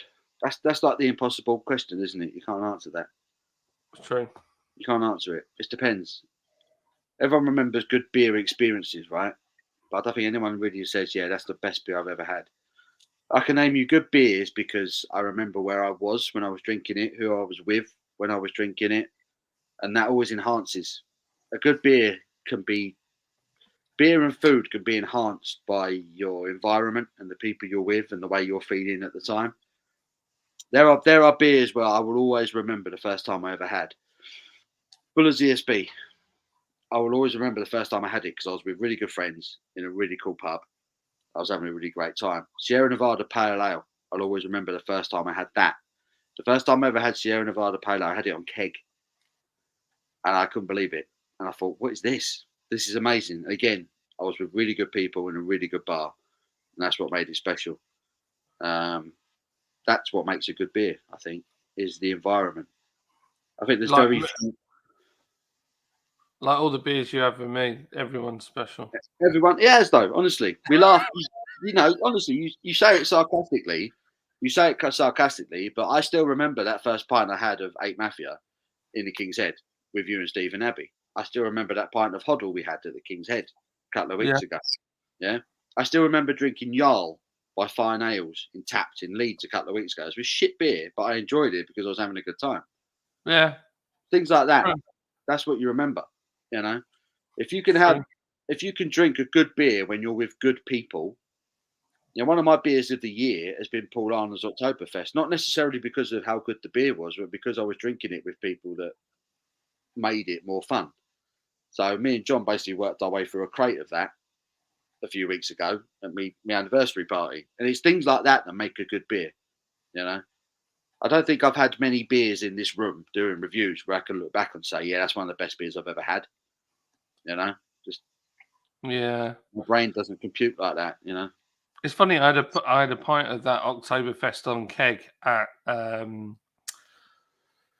the Sportsman on Friday, and I was like, it just took me back to the wedding straight away.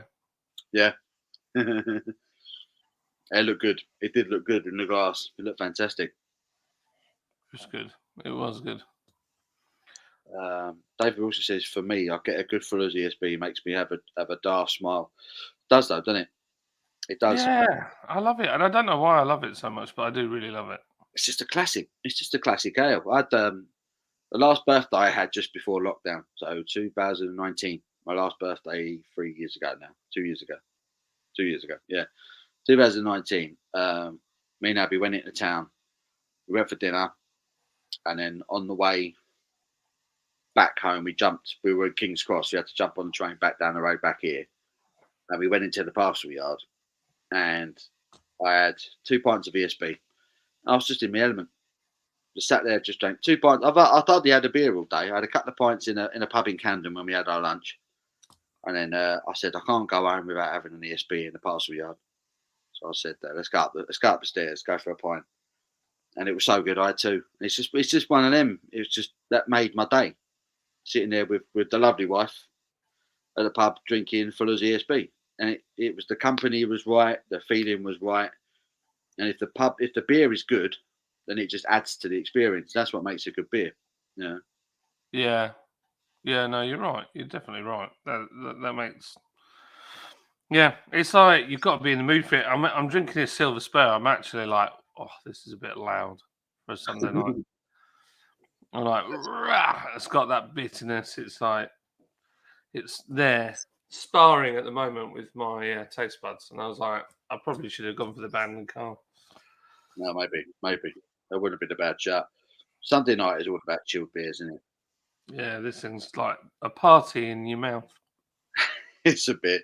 I remember the first time I tried that, I was just like, shit, a brick.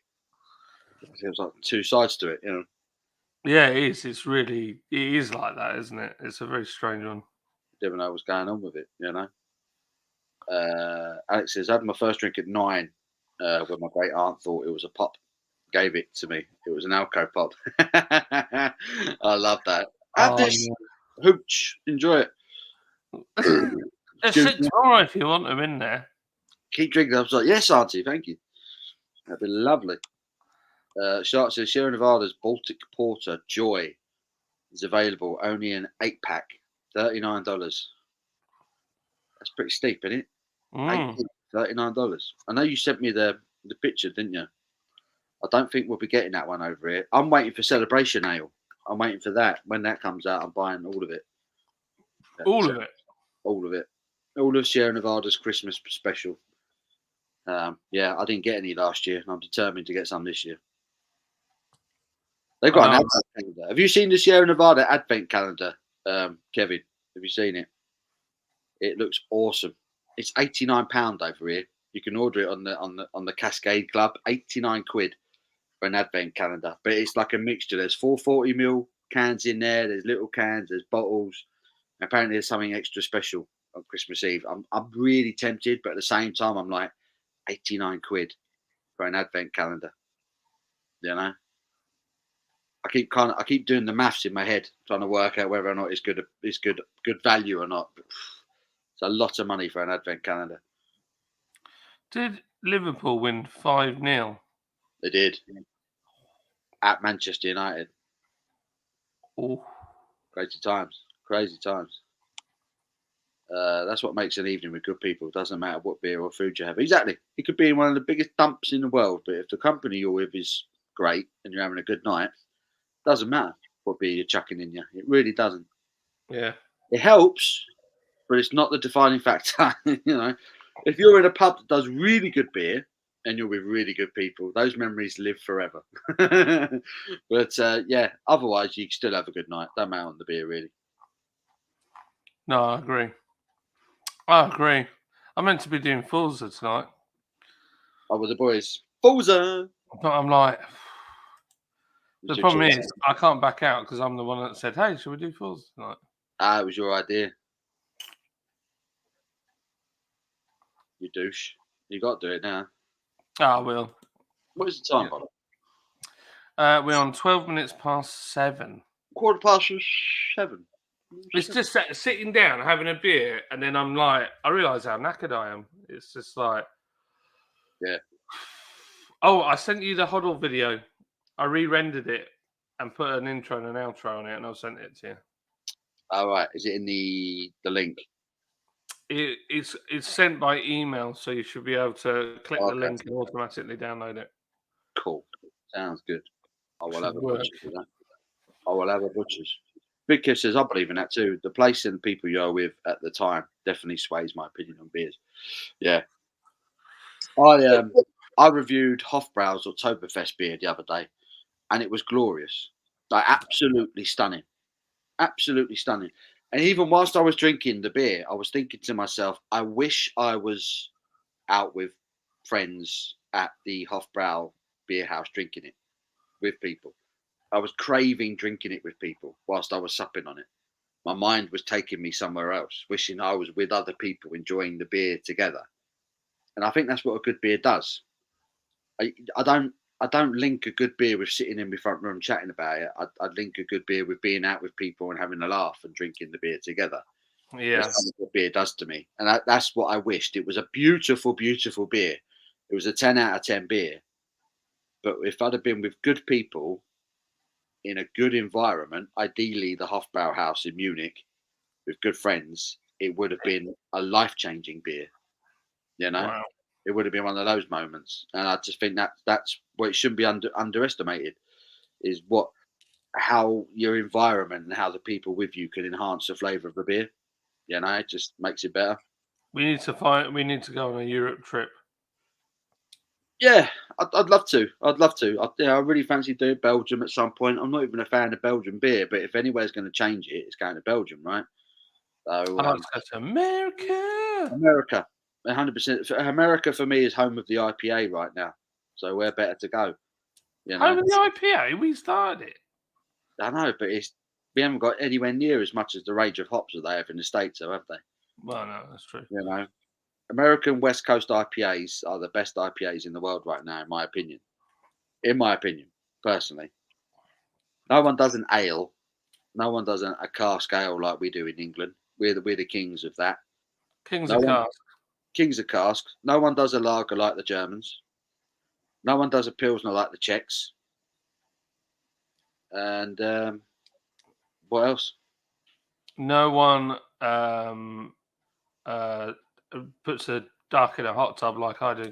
Exactly. No one puts a duck in a hot tub like John does. True story. Oh man! Oh gosh! I'm battered. I'm battered. Is it caught up with you now? All of a sudden, So, as soon as I had that beer, I was all like, yeah. I had a beer, and I was like, bosh, head down. I feel like doing some drink driving now, though. I might put the Xbox on and we'll load that Forza. You put me in the mood for it. Drink driving. Not real drink driving. I just like to say that's no not true drink cool driving. at all. No true drink driving. Not cool.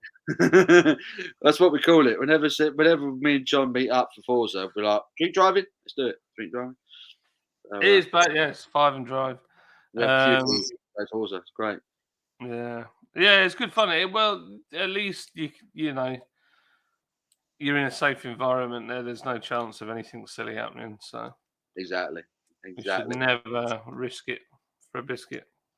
It is. Jamie C's in the comments. I need to ask Jamie C a favour. Jimmy C. Jamie C. He's in NYC. Did you or could you go to Wall Street? You know where the bull is, and see if that ape is still there, and get me a decent photo of it. That would be amazing. Is he in New York? Yeah, Jamie is. Yeah. He's in New York State, isn't he? He's not in Manhattan. Oh, I thought he was actually in the city. I'm sure I remember Jamie C telling me he lived in New York, but New York was a big old state, isn't it? It is pretty big. Whereabouts in New York are you, Jamie C? Let's clarify. How long would it take you to get to Manhattan? To get a picture of that. Yeah, I'm probably asking him something. It's like driving from where you are to the edge, like John O'Groats in Scotland. It's like nowhere near. My favourite craft beer is Vocation Love and Hate. Great beer. First time I tried it was after a 20-mile hike in the Highlands and drinking once in the log cabin. Oh, wow. Oof. That alone just sounds epic. That's a moment right there. Yeah. See, yeah, that's it. That would make an incredible beer. That would make an incredible beer moment, something you're going to remember. And you'll always remember it. You'll associate love and hate with that moment, won't you? So it's always going to be a special beer, you know? Always. That's what I'm like with Sierra Nevada Pale Ale and Fuller's ESB. I just think those two beers in particular, I will always love. They always taste good generally. And I always think about it for the moments when I first tasted it, the people I was with, and how good I was feeling at the time, you know? They're very consistent. Both of those Yeah. are consistent. Yeah. Yeah. Definitely. Definitely. It's beautiful. Jamie's 2.5 hours away. Blimey. Sorry, Jamie, scrap that idea. Silly. Dave's going to go for a can. I really want 89 quid. I'm thinking it's free delivery as well. I mean, I'd hope so after 89 quid on the advent calendar. But it's, check Dave, if you're interested, go to cascadeclub.com. You have to register yourself an account. It's free. Register an account, and you get a lot of Sierra Nevada beers that you don't get anywhere else, basically, which is it's quite cool. It's quite cool. But yeah, register, and it's on there. It's beautifully presented. It looks very nice. James, come to the US and hang out with me for a bit, dude. We're coming, man. We're coming. I'd love that. I mean, the flight for me, the flights aren't the problem. It's just the flipping accommodation out there. I wouldn't know where to stay, and I watched that that thing about that hotel is it in LA, where like it's full of murderers and all sorts of crazy. I'm like, I ain't booking nowhere in America without what's knowing. the name of that hotel? I mean, it is right by Skid Row, to be fair. You wouldn't book a hotel by Skid Row, would you? Well, yeah, it's like. What was the name of that hotel? That was a really good documentary about the kid who ended up in the water tank at the top of the hotel. Yeah, it was really sad, wasn't it? It was a bit, but I knew it was coming, to be fair, because she weren't all there, was she? She went very well. No. I predicted. Once they said she was a bit of a loose cannon, I thought, yeah, she's just fallen in, isn't she? And they were trying to make it was a murder. It was sad, though. I'm trying to look up Sierra Nevada advent calendar, and it's bringing me up a webcam. A webcam? A webcam from Curry's. Let me see if I can get the picture of my email. It's a 30 quid webcam as well.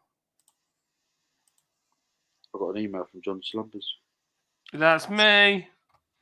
Yeah, Jamie, in answer, I'd love to come out. I'd love to come out. America, hell yeah.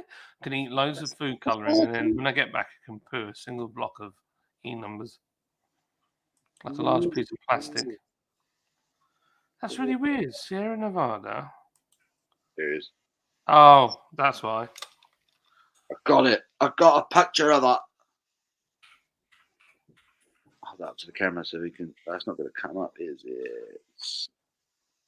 Yes, I've got it here. Oh, it looks nice. Looks pretty, doesn't it? Yeah. That is the celebration calendar, they've called it.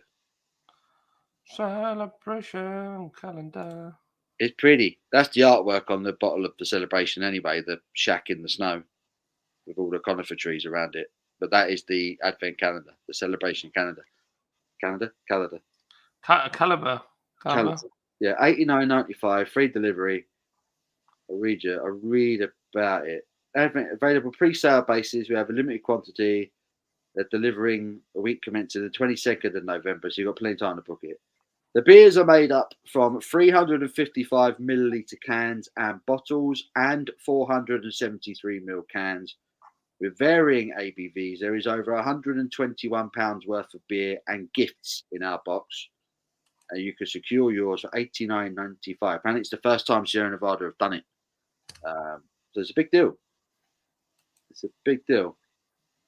So that $89.95 is including VAT as well. So the more I look at it, the more I think, do you know what? It's kind of a good idea. Yeah.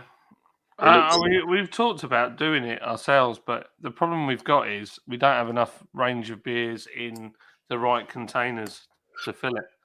And then we'd have to buy beers in to put in. And then it's like there's no profit to be made then. Yeah. That's it, innit? That's it.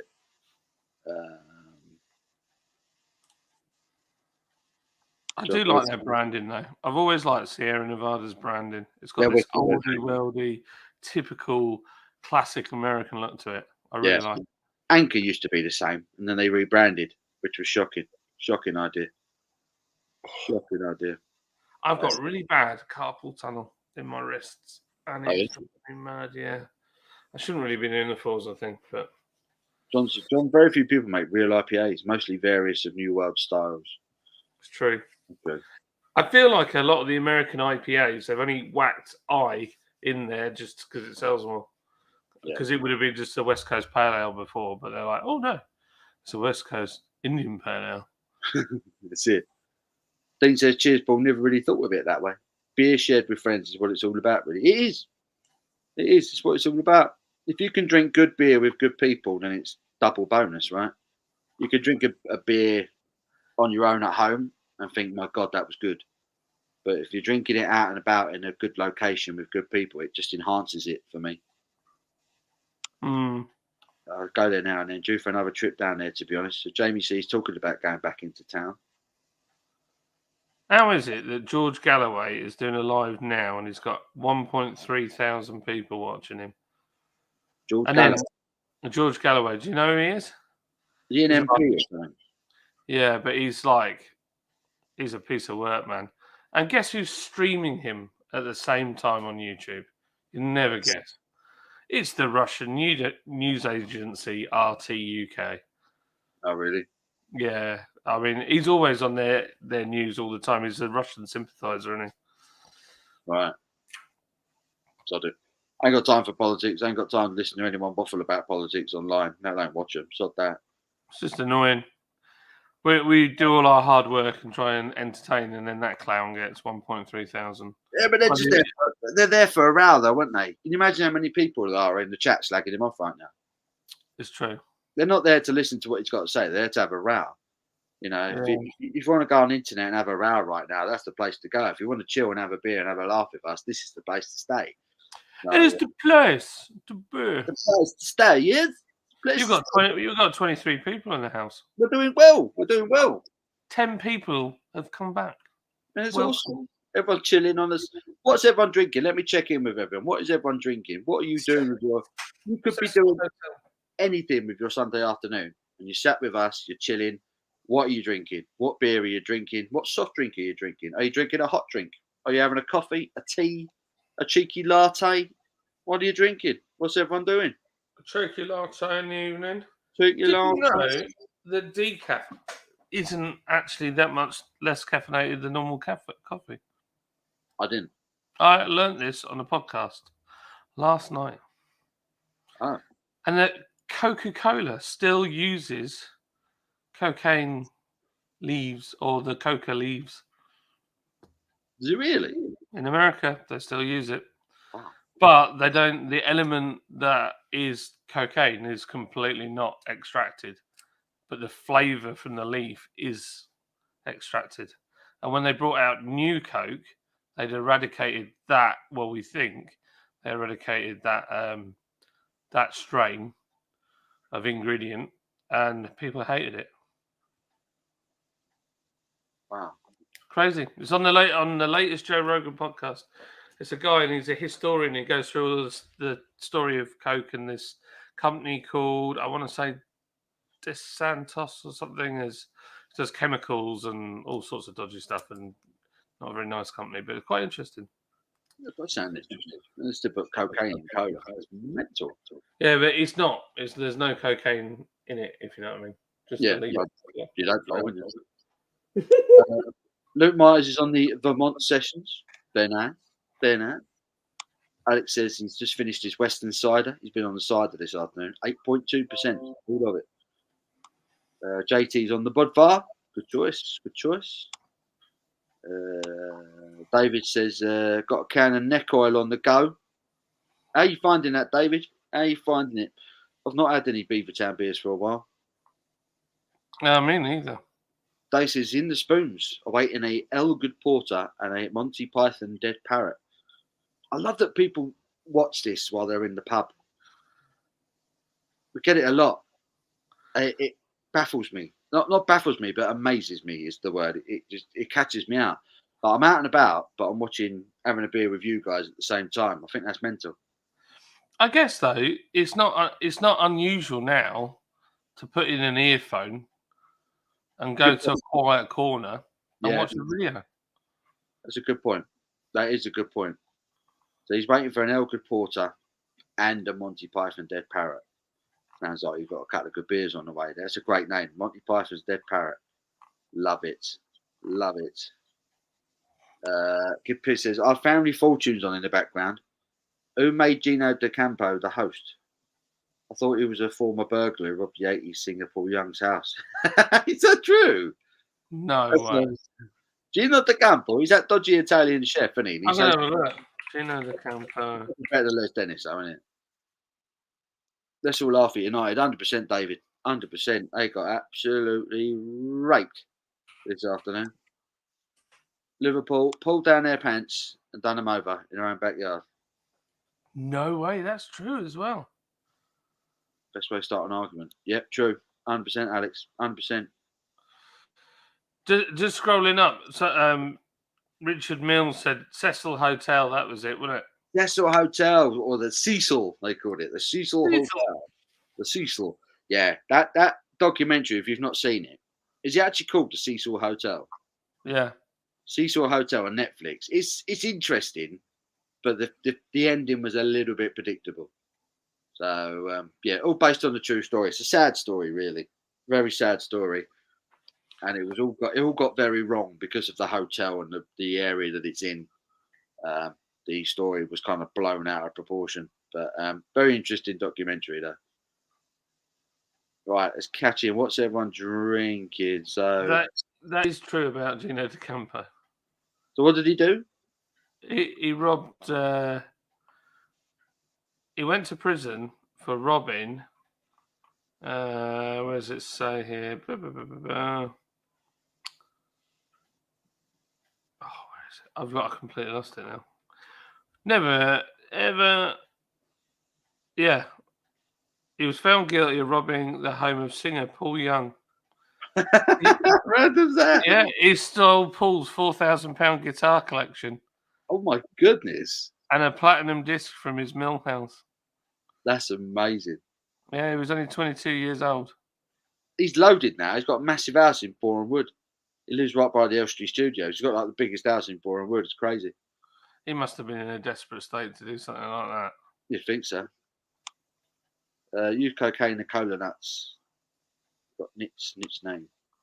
Simon Drain poured his latest Brewdog beer reviewed. Is the love affair with Brewdog over in the UK beer scene? I'm not a fan. I loved Punk IPA when it first came out. First time I tried Punk IPA, I thought it was a fantastic IPA. I'd never tasted anything like it. It was probably my introduction to craft IPAs. I thought it was superb, but it's not the beer that it was. There's no two ways about it. They've reduced the ABV. The recipe's clearly been changed. I just don't think Brewdog have an identity anymore. I think they've lost. Like focus on what it was they wanted to do in the first place. they're not about making good beer anymore. They're all about making good profits, and that's it happens quite a lot with companies. The bigger they get, the worse the product. And I think Brew Dog are just one of them, just another one of them. Yeah. The top up. Chop up, chop up, chop up. I'm looking at all sorts of stuff on this other screen. I'm trying not. I'm trying ever so hard not to open my emails, because if I look at my emails, I'll get lost in them. You know it's coming tomorrow morning. That is my job. The kids are off school, and because I was out on. Well, I was out Friday, but not very late. I was out all day yesterday, and the kids are home. So if I can work from home tomorrow, I'm going to try my hardest. I think they're brewing today on Monday anyway, so I don't want to be in the way. So, yeah, that is my plan. My plan, man. I finished my keg. Gutted. Might actually cry. You've got that Winter Hill coming. You've got to try it. Well, it's very different. It's very different again. From last year. Yeah, it's a 2-year matured now. So it's changed quite a bit from last year. So the stuff I was drinking in the bottles last year was out of 1 year matured. That was 1 year. Version That was 1 year. Yeah. If anyone don't know, John Lords do a spicy winter ale. Is that the best way to describe it? Yeah, it is. It's a winter ale, yeah. A winter ale, and it's very spicy. I love spicy beers at Christmas. I love like ginger infused stuff, cinnamon, Christmas flavors. I like Christmas flavors in my beers, in my ales at Christmas. And John and Lords, they do a Winter Hill, and I really, really enjoyed it. And I drank a lot of it last Christmas, and it had been aged for a year. And I say you've now got it aged for 2 years, so it's 2-year-old Winter Hill now.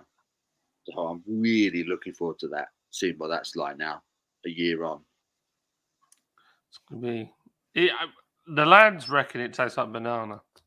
Banana? Yeah. Apparently it's gone to like a very different set of flavours. Some of the richness has kind of died back. It's kind of changed. So Right. we can't decide. I haven't tried it. They know I won't like it, so they haven't given it to me.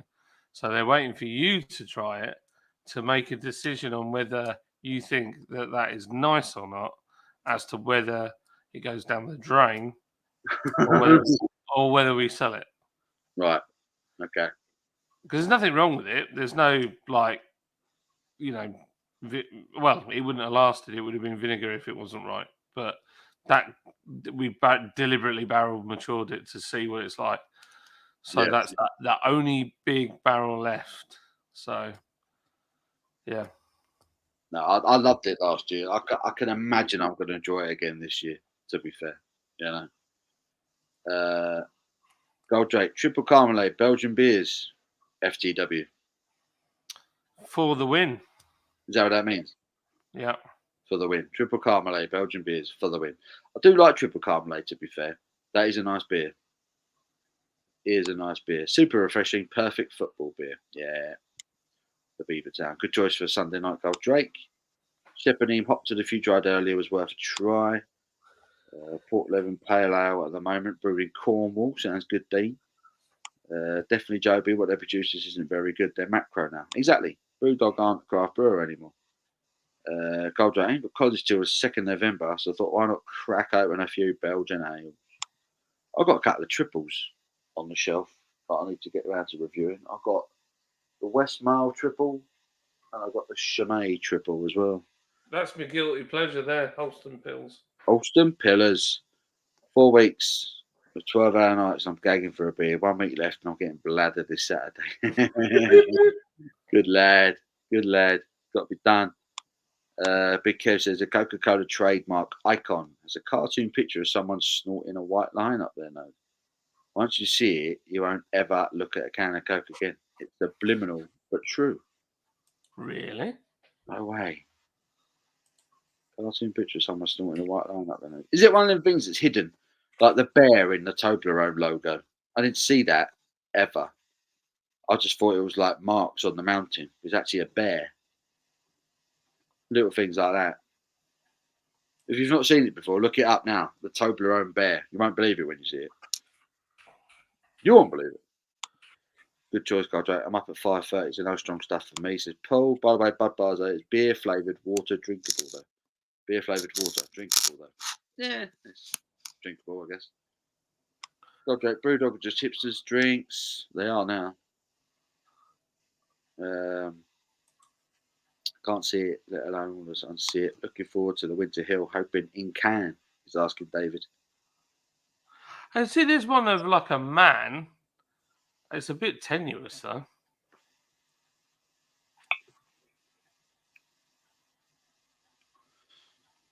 Oof. I don't suppose you're not. Are you? If the Winter Hill's all right and you're putting it out, how are you going to be putting it out? It'll be in mini kegs. In mini kegs, Oh yes. not I need to bottles. order another pallet of them this week. Not bottling or canning. No, I'm not going to bottle it. To be honest, we've just got too much going on because I've got yours to can, I've got another one to can, and another one to can. It's got beers to can, ladies and I've gentlemen. got beers to can. I've got beers going out in cask. We've got a new lager that we're trying to make. Is that being brewed this week, the lager? Yes, as far as I know. Yeah. That's going to be That's going to be difficult. Yeah. How long are you actually going to lager it for?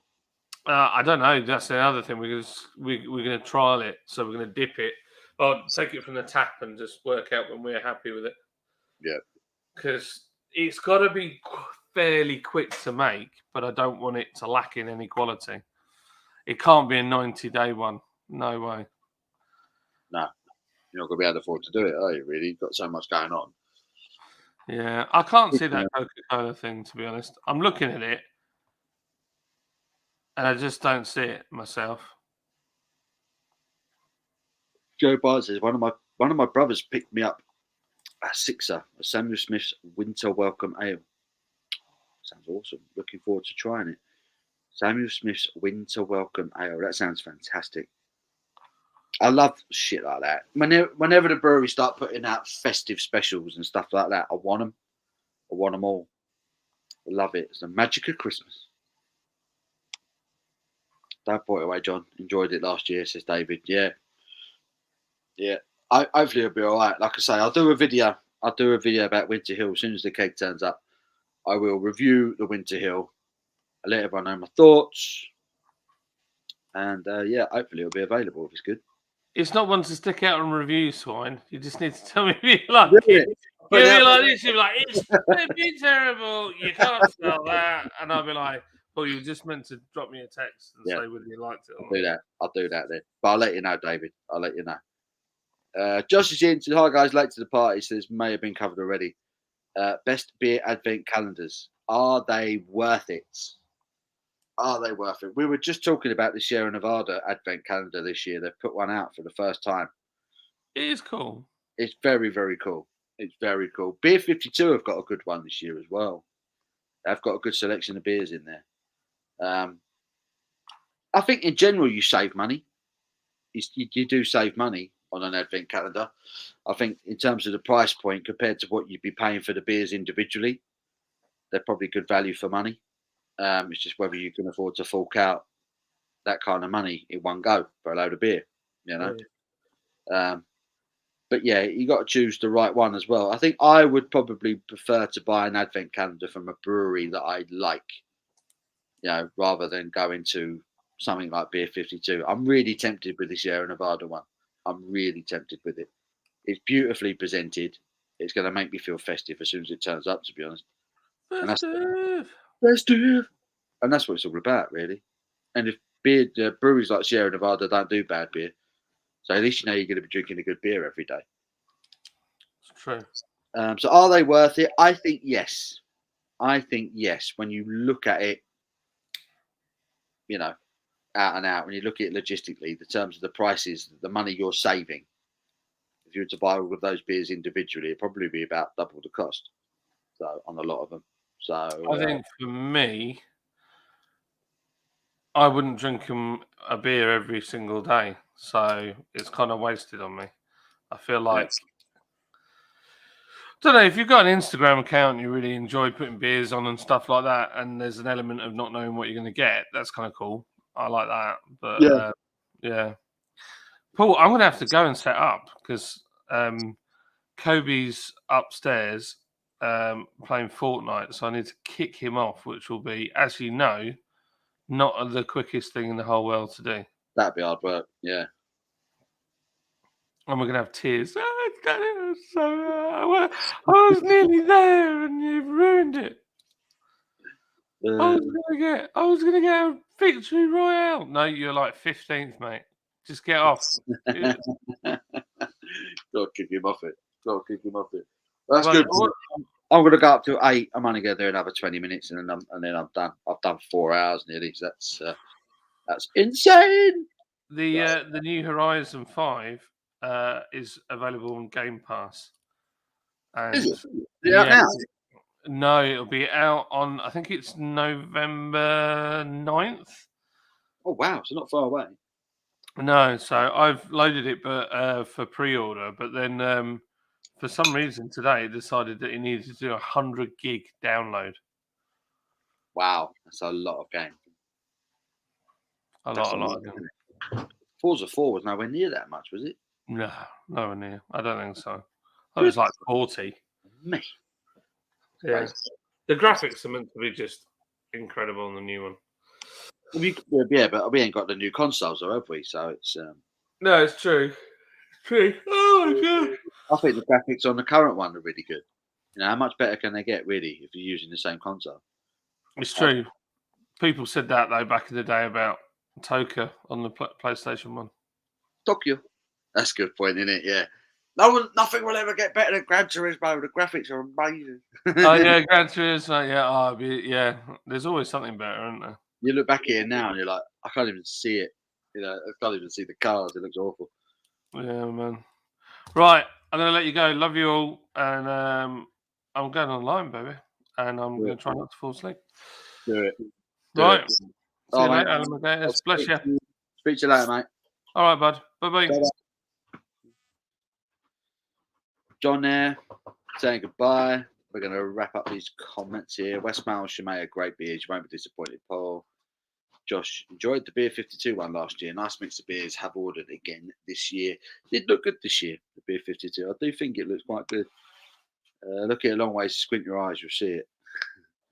If I still find a can of that Coca-Cola thing. I always knew about the bearing type. See, I didn't know it was there. I only found out about it a little while ago, and I couldn't believe it when I saw it. Where's the guy? Yeah, we can't see him. Kev's off his nuts, says Jack. Joe says, I'll be picking up the Sierra Nevada at Bent Box if I see it. Sierra Nevada is my favourite non-local brewery. They brew fantastic beer at a great price point. Totally agree, Joe Biden.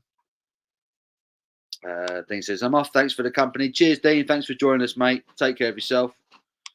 Lee Waldron had to invest in some Erding this week. I love the Weiss beer. The Erding of Weiss beer is a solid Weizen. It's not everyone's favourite, but I think it's a good. It's spicy. I think it's more spicy than a lot of the other Weizens. But I like it. I think it's a great choice, Lee. Fair play to you. Cheers, mate. They will say, cheers, John. Godric says, cheers, John. Says, don't matter how good the graphics get, your old eyes can't keep up with the progression anyway. That's true. I'm worse now at video games than I've ever been. Look at the cola part of the Coca-Cola logo vertically. You will see a cartoon guy with a line up his nose. I'm going to look for it now.